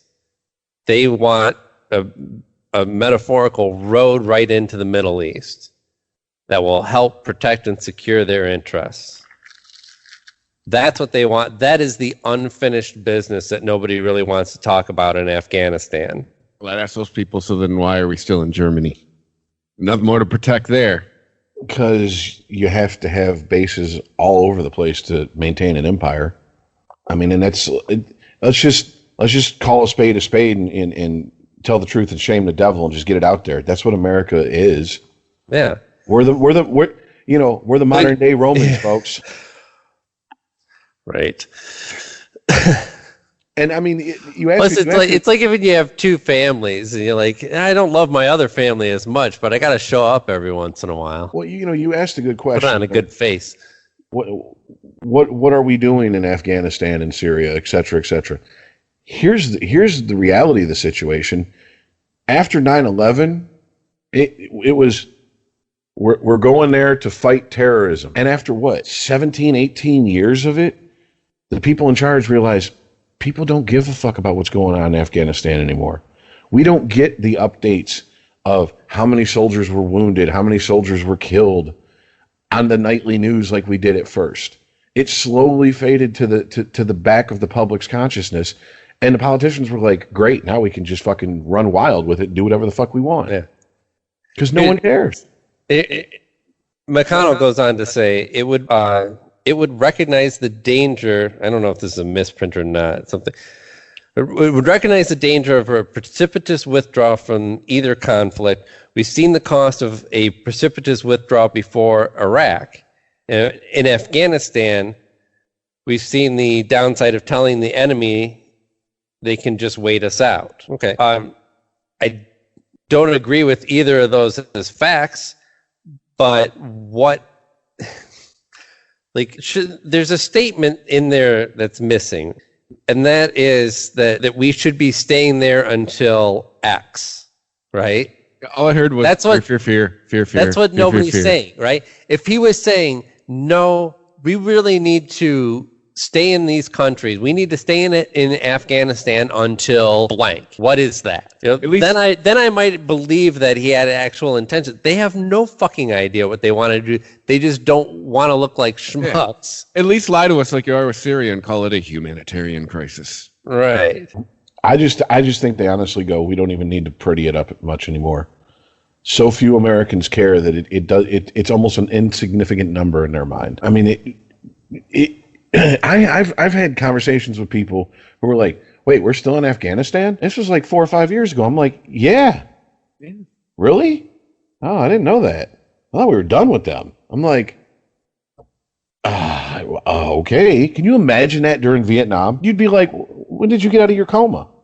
What the fuck you mean? We're still in Vietnam?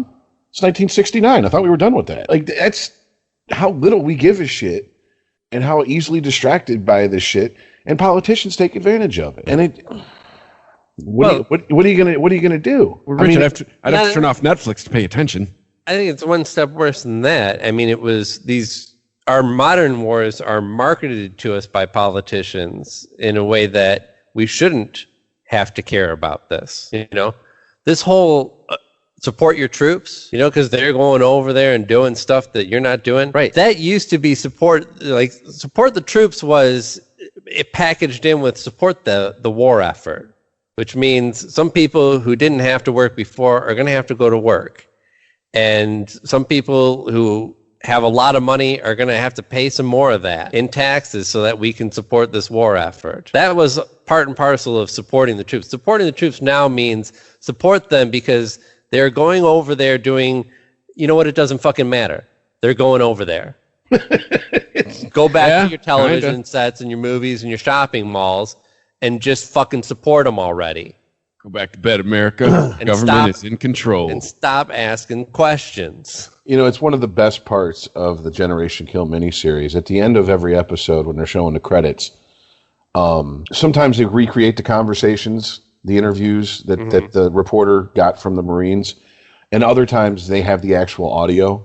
And in this case, it was the actual audio. It was, you know, he was interviewing one of the recon Marines, and he goes, you know, I'm over here fighting for people back home's right not to give a shit. So they can drive their fucking Humvees and drink their fucking, you know, sip their lattes and watch, you know, whatever bullshit Housewives and whatnot. And here's the thing, I volunteered for it. If they were drafting people, you can bet a lot of more people would give a shit. But we're all volunteers here. We're reminded of that every day. You didn't have to be here, you chose to be here. So it's kind of like the attitude is of a lot of people I've talked to who are like, that shit in Iraq and Afghanistan, like, I don't care about that. I'm like, what do you mean you don't care? Well, most people volunteered for that shit. You didn't see my ass signing up. Well, it was more in the public consciousness when it was, let's not mince words here, when there was a poverty draft going on. Because that's really what it was with Vietnam. Well, I mean, and it's you couldn't afford college, better get to your recruitment center because we're going to get to you eventually. It's still kind of a poverty draft. It's just more of we bribe the poor into joining. Hey, $10,000 sign-in bonus. Hey, we're going to give you money for education. And then when you go to actually, you know, use all those things that were promised to you, there's so many strings attached and hoops to jump through. A lot of guys just throw their hands up and say, fuck it, whatever. You know, or they get promised the world at the recruiting station. Yeah, we're going to train you in air traffic control. Yep, you have to sign up for 6 years instead of 4. But when you get out, you can write your ticket, and you're gonna have a career and this and that. What they don't tell you is the washout rate is so fucking high in that school that you're gonna probably end up being a grunt or working on a fucking tank somewhere. And then what the fuck do you do when you get out? Well, what'd you do in the Marines? I killed people for 4 years. Okay, well, that's not really a skill we can use here at Burger King, but can you drop some fries? Didn't Obama prove we don't really need boots on the ground anymore that much? Well, yes and no. I mean, you're always going to have guys that in certain parts of the military that go in and perform recon, et cetera, et cetera. You're going to need eyes on certain things that you can't necessarily get into or see into. I said that much, but I get what you're saying. Yeah. Well, I mean, that's the other thing. I mean, in you know, that was one of the speeches that stuck, or not speeches, but scenes that stuck out to me in Jarhead when they were talking about, you know, in World War II, it took guys a month to go 20 miles, you know, 30, 40 miles, whatever it was. In Vietnam, it took them 2 weeks.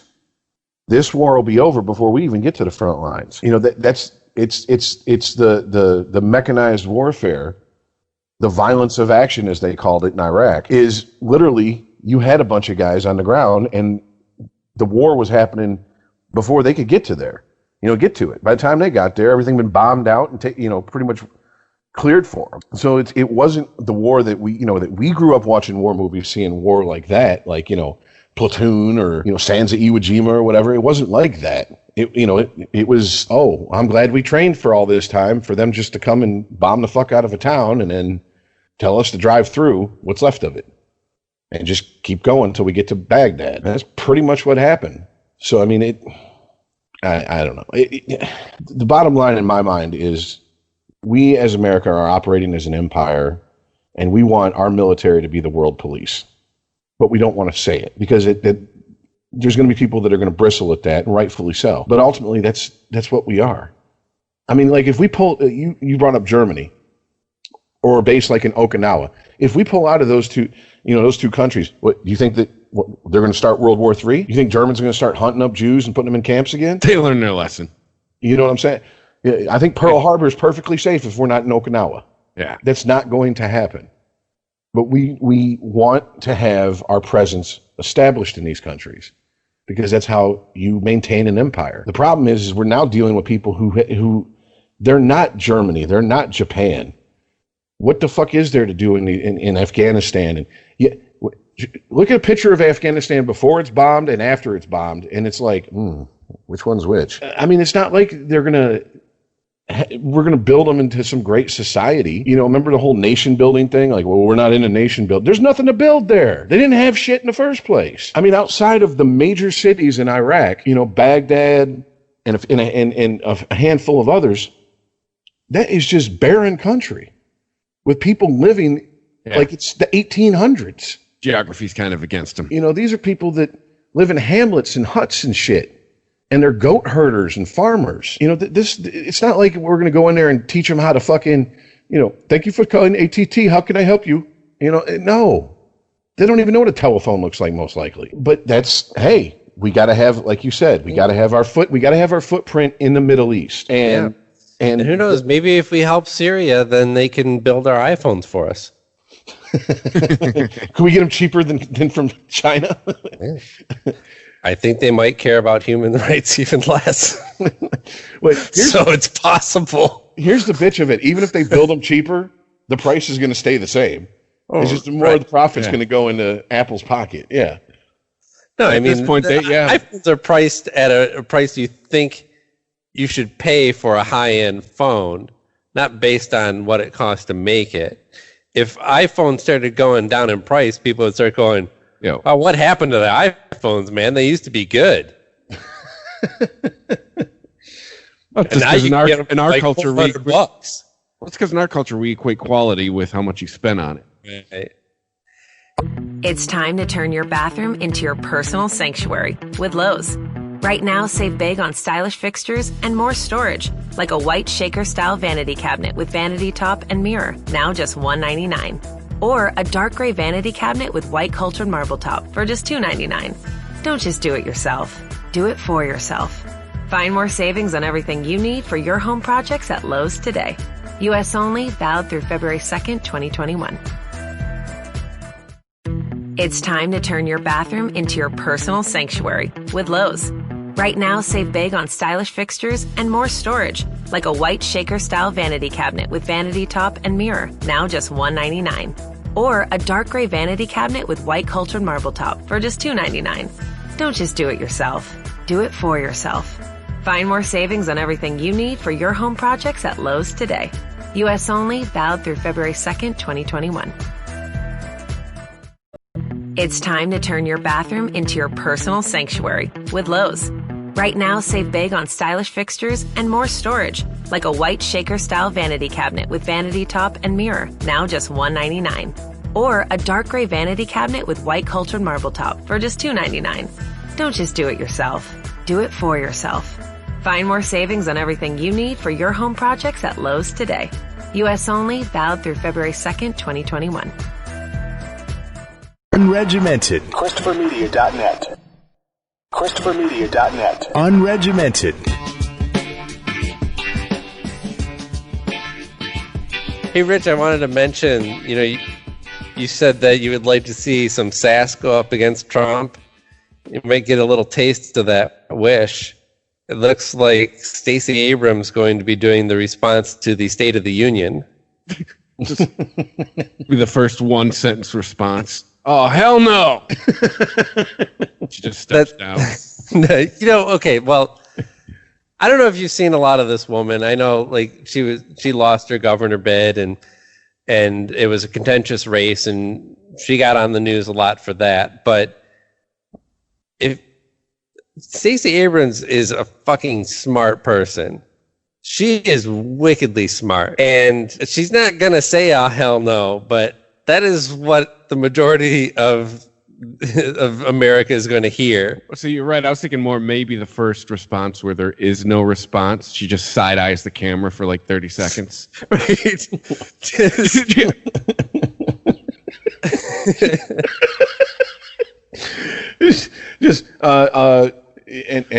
For the Democratic response to the State of the Union, and she just gets up there, shakes her head, goes, the slow head shake while she's giving the side eye. I'm not, bitch, please. And it just turns out walks away from the podium. And then right at the end, you just hear, you know.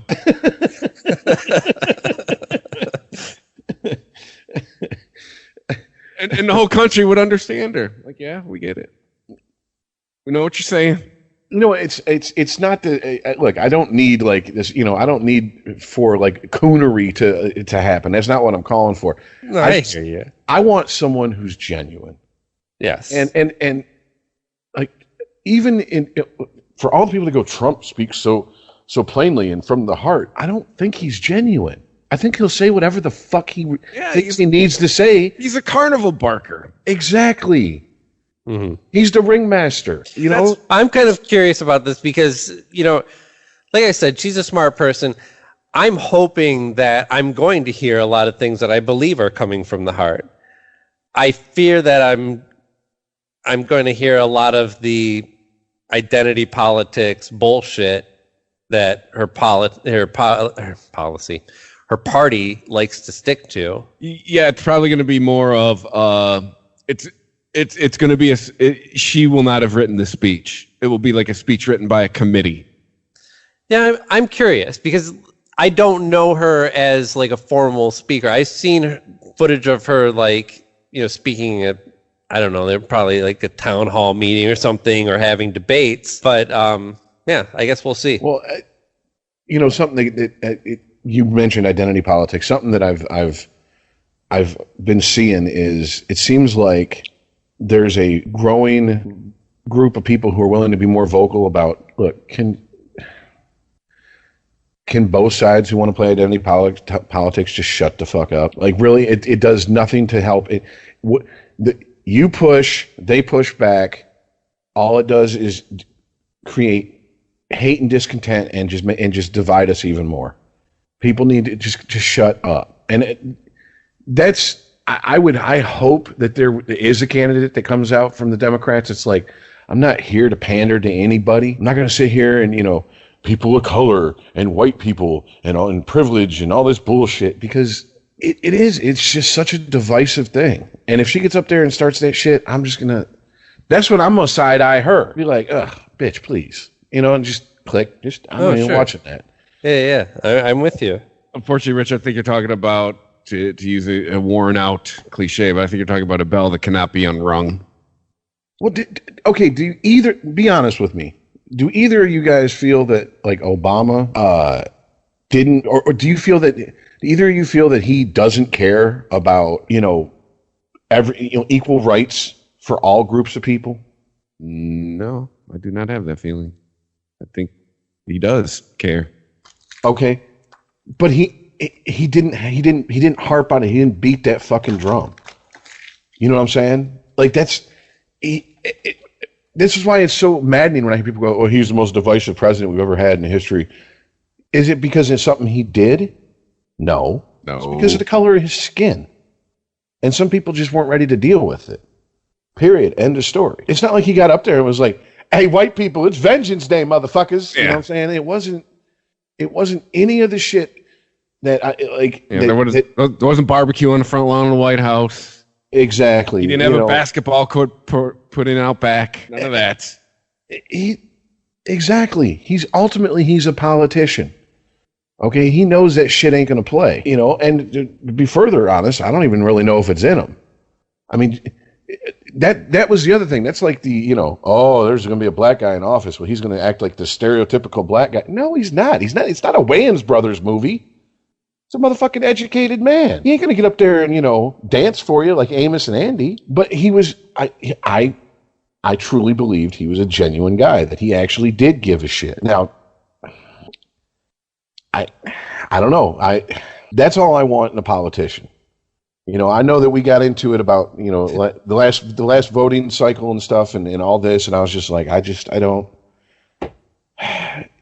If a politician wants to get people motivated and to get out and to do something, you got to offer something more than just the standard talking points. And I don't care if it's a black woman, if it's a white woman. I really don't give a shit. I don't care. Just be real, be honest, be genuine.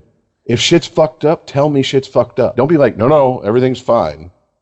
Go back to, like you said, go back to bed, America. Your government's in control. It's like Leslie Nielsen, The Naked Gun. Nothing to see here. What? The factory's blowing up behind you. Exactly. The whole fucking place is burning.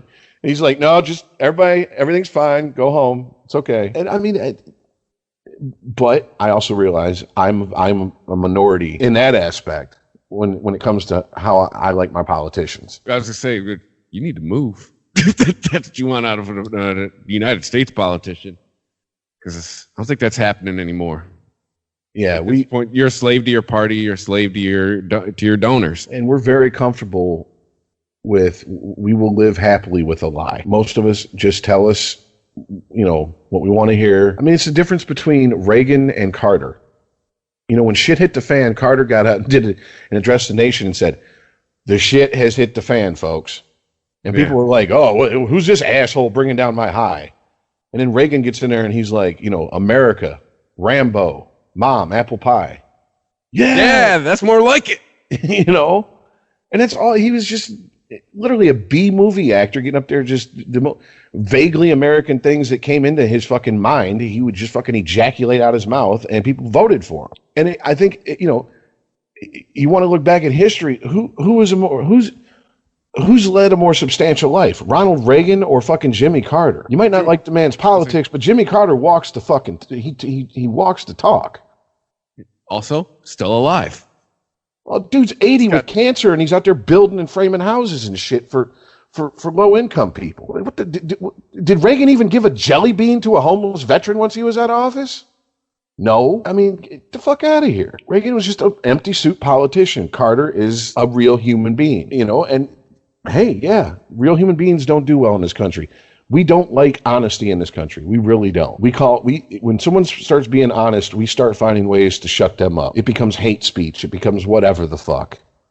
You're a Debbie Downer, whatever. Okay, whatever. Well, pump out a bunch of nonsense people for the Democrats in 2020 and see how that works. Let's keep hammering away at identity politics and let your if your platform is I'm not Trump, you got to bring something else to the table. That was proven in 2016. I said it a million times. Donald Trump is bad. Isn't a campaign strategy.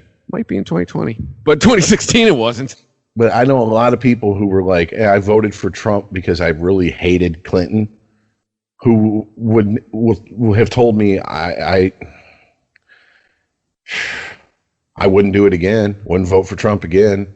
If I could go back 2016, I'd vote for Clinton. Like, this is a national embarrassment. How good that does us now. Yeah, I know. But what are you going to do? Hop in a DeLorean, hit 88 miles per hour with Doc Brown.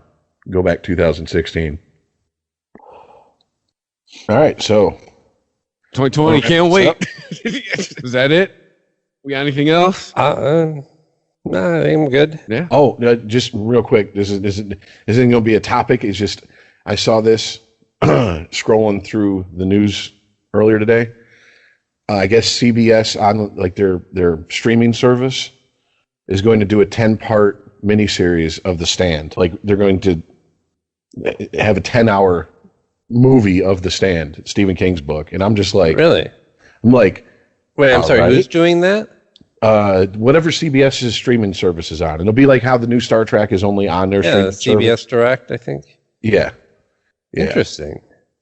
And I'm just like, okay, it's because a couple, was it about a year or two ago, maybe I watched the 94 version. Wow, is that dated? like I'm kind of surprised that that Hulu isn't doing that. Well, yeah, that's what I was thinking. But I guess Stephen King's like, hey, I ain't getting any younger. I gotta, you know what I'm saying? Pay me. You know, so he's just whoever's willing to cough up the money, he's just giving the rights to them. Because last time I heard, it was Paramount who had the rights to The Stand, and unless Paramount, well, yeah, CBS, Paramount, yeah, I think CBS owns Paramount, so that makes sense. But yeah, if you remember the '90s version, like there was, you know, the bad guy. I didn't watch it. Yeah, really. You didn't miss much. I'm gonna tell you something though. Gary Sinise was really good in it, as his character, to the point where anytime I've read the book since seeing that miniseries, I picture the character of Stu Redman looking and talking like Gary Sinise. That's how much he inhabited that character. So whoever they get to play him is gonna have to step their game up. Yeah. But I mean, it's full of like baby doll dresses and mullets and like Fresh Prince of Bel-Air color clothes, you know. Yeah, it's dated as fuck, dude. It really is. So it needs an update. Like that was not, when they made that, they weren't like, this is going to be timeless. No, it was like 2 years later. We're like, is he wearing a Z Cavaricci vest? What the fuck? So it's got the Zach Morris cell phone. In a brick cell phone. Slung over his shoulder and shit with the battery pack. Yeah. So that's my Stephen King nerdiness. There's a lot of shit that I'm looking forward to coming out. I mean, you got the Sopranos movie. They cast his kid to play a young Tony, James Gandolfini's kid. I didn't realize this. I was like, does he have any acting experience? And I went and looked it up. He was in The Deuce. Yeah.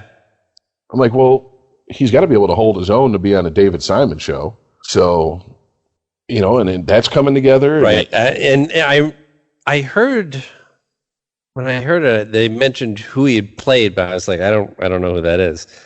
I mean, I've seen all the episodes. I don't know who he played, but I know they got some, their gangsters on that show are just, they're prime.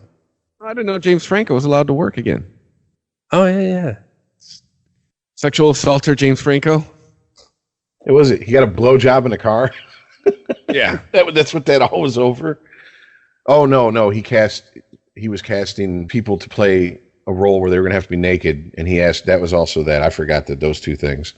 I guess his sins weren't like, you know, Harvey Weinstein, Kevin Spacey level.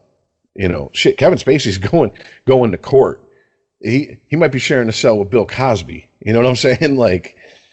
That shit's serious for him. That is no bullshit. Like, and I'm surprised it's been as low key as it has in the news because, well, I mean, it really hasn't started in earnest yet, so it might pop off. But yeah, that doesn't look good for him, not at all. So, do you know anything about that case, though? Have you heard the specifics? Was it sexually assaulting a minor? Is it the one I'm talking with, the one where he had his hand on the guy's dick for 3 minutes?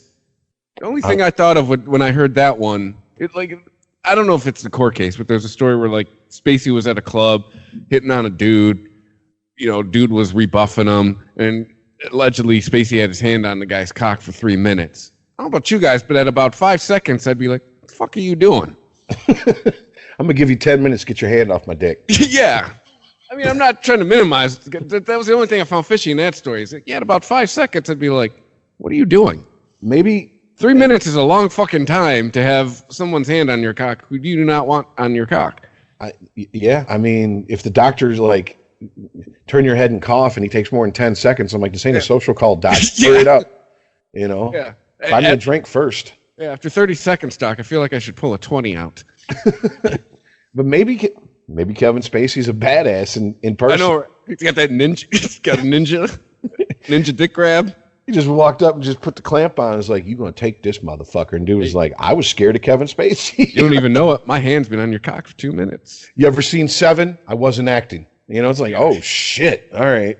Yeah. But yeah, so and then I'm new season of Castle Rock and all that shit coming up. So yeah, there's a whole lot of nerdy shit. The new Dune movie starts filming, and they cast the guy who plays Poe is one of the leads. I can't. Mm-hmm. I'm like really looking forward to that. They nailed down a new Batman script as well, and are officially looking for a new Batman. It's not going to be Ben Affleck playing this one. Chris Pratt, let's go. They're looking for somebody in their 20s, at the most early 30s, and apparently to fit this story, this is going to be,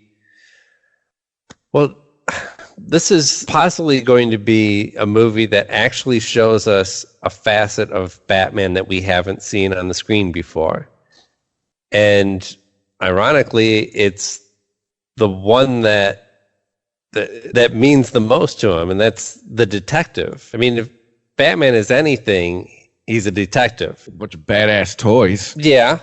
I mean, but that's what gets lost in the films most times. It's always the costumes and the toys and the trauma and the pathos and the bloody knuckles and the action scenes, Batmobiles and all this shit. They tried to kind of incorporate that into the Ben Affleck character, but it was like, I'm good with computers and I can make logos for people.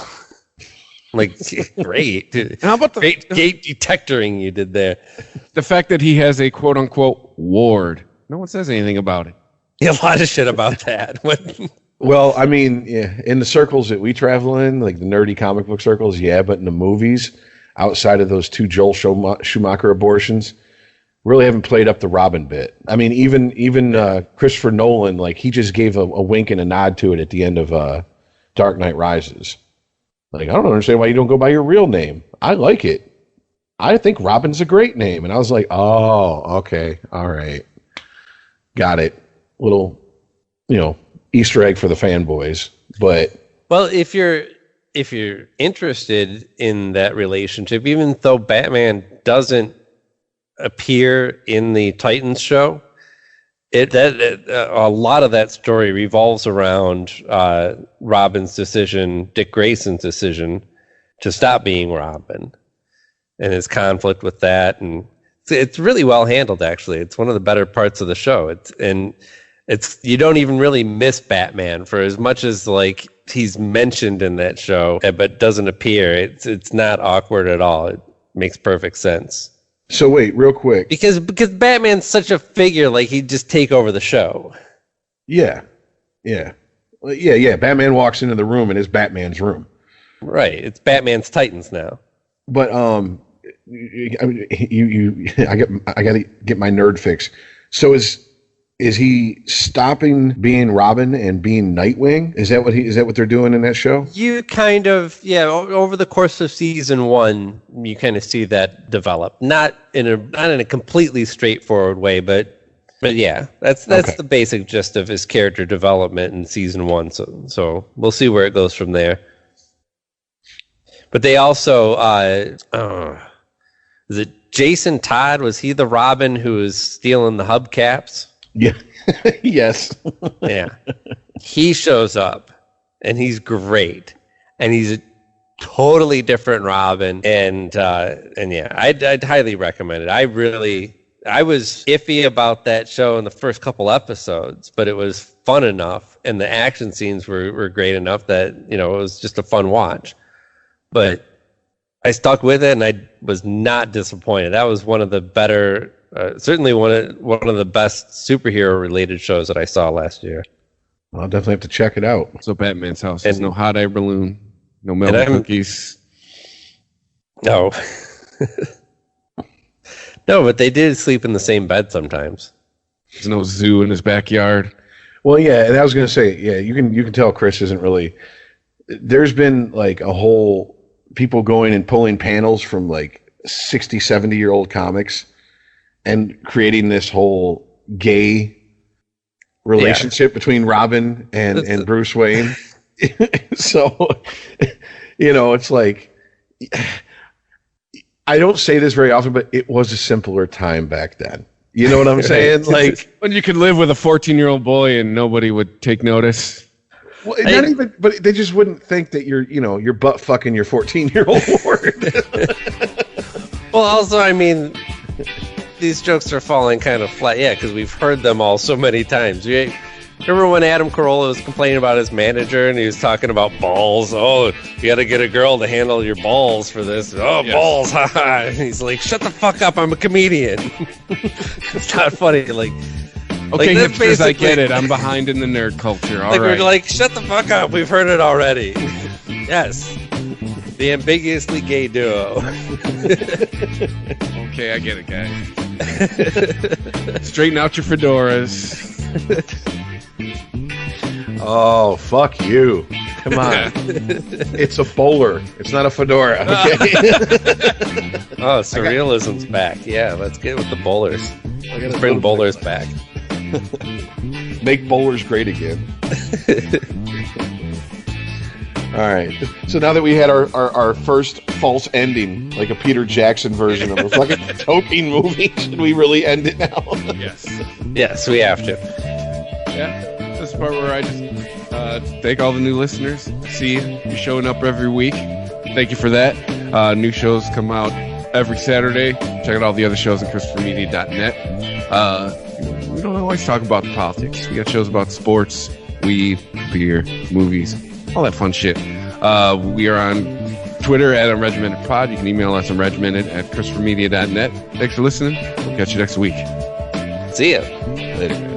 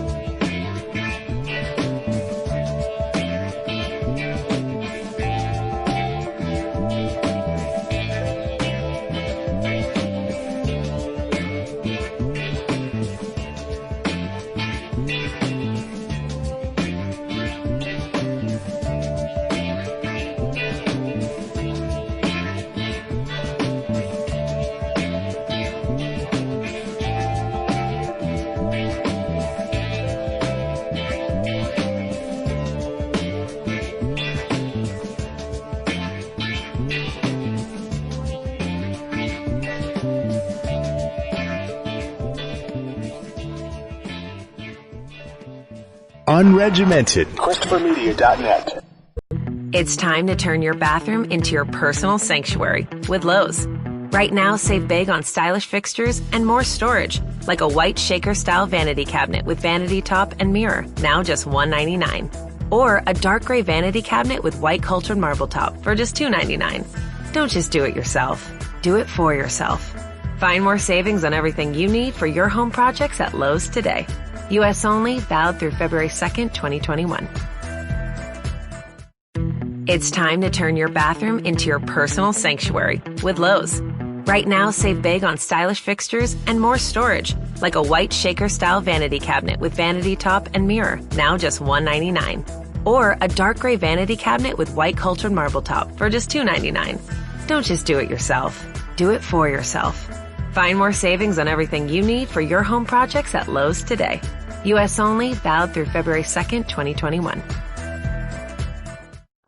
ChristopherMedia.net. If you like this show, please tell a friend. Please make sure to rate and comment on all your favorite Christopher Media shows. Please follow us on Twitter and like and share us on Facebook. You can subscribe to all ChristopherMedia.net shows for free on ChristopherMedia.net. Thank you for listening, and thank you for visiting ChristopherMedia.net. Thank you for visiting ChristopherMedia.net.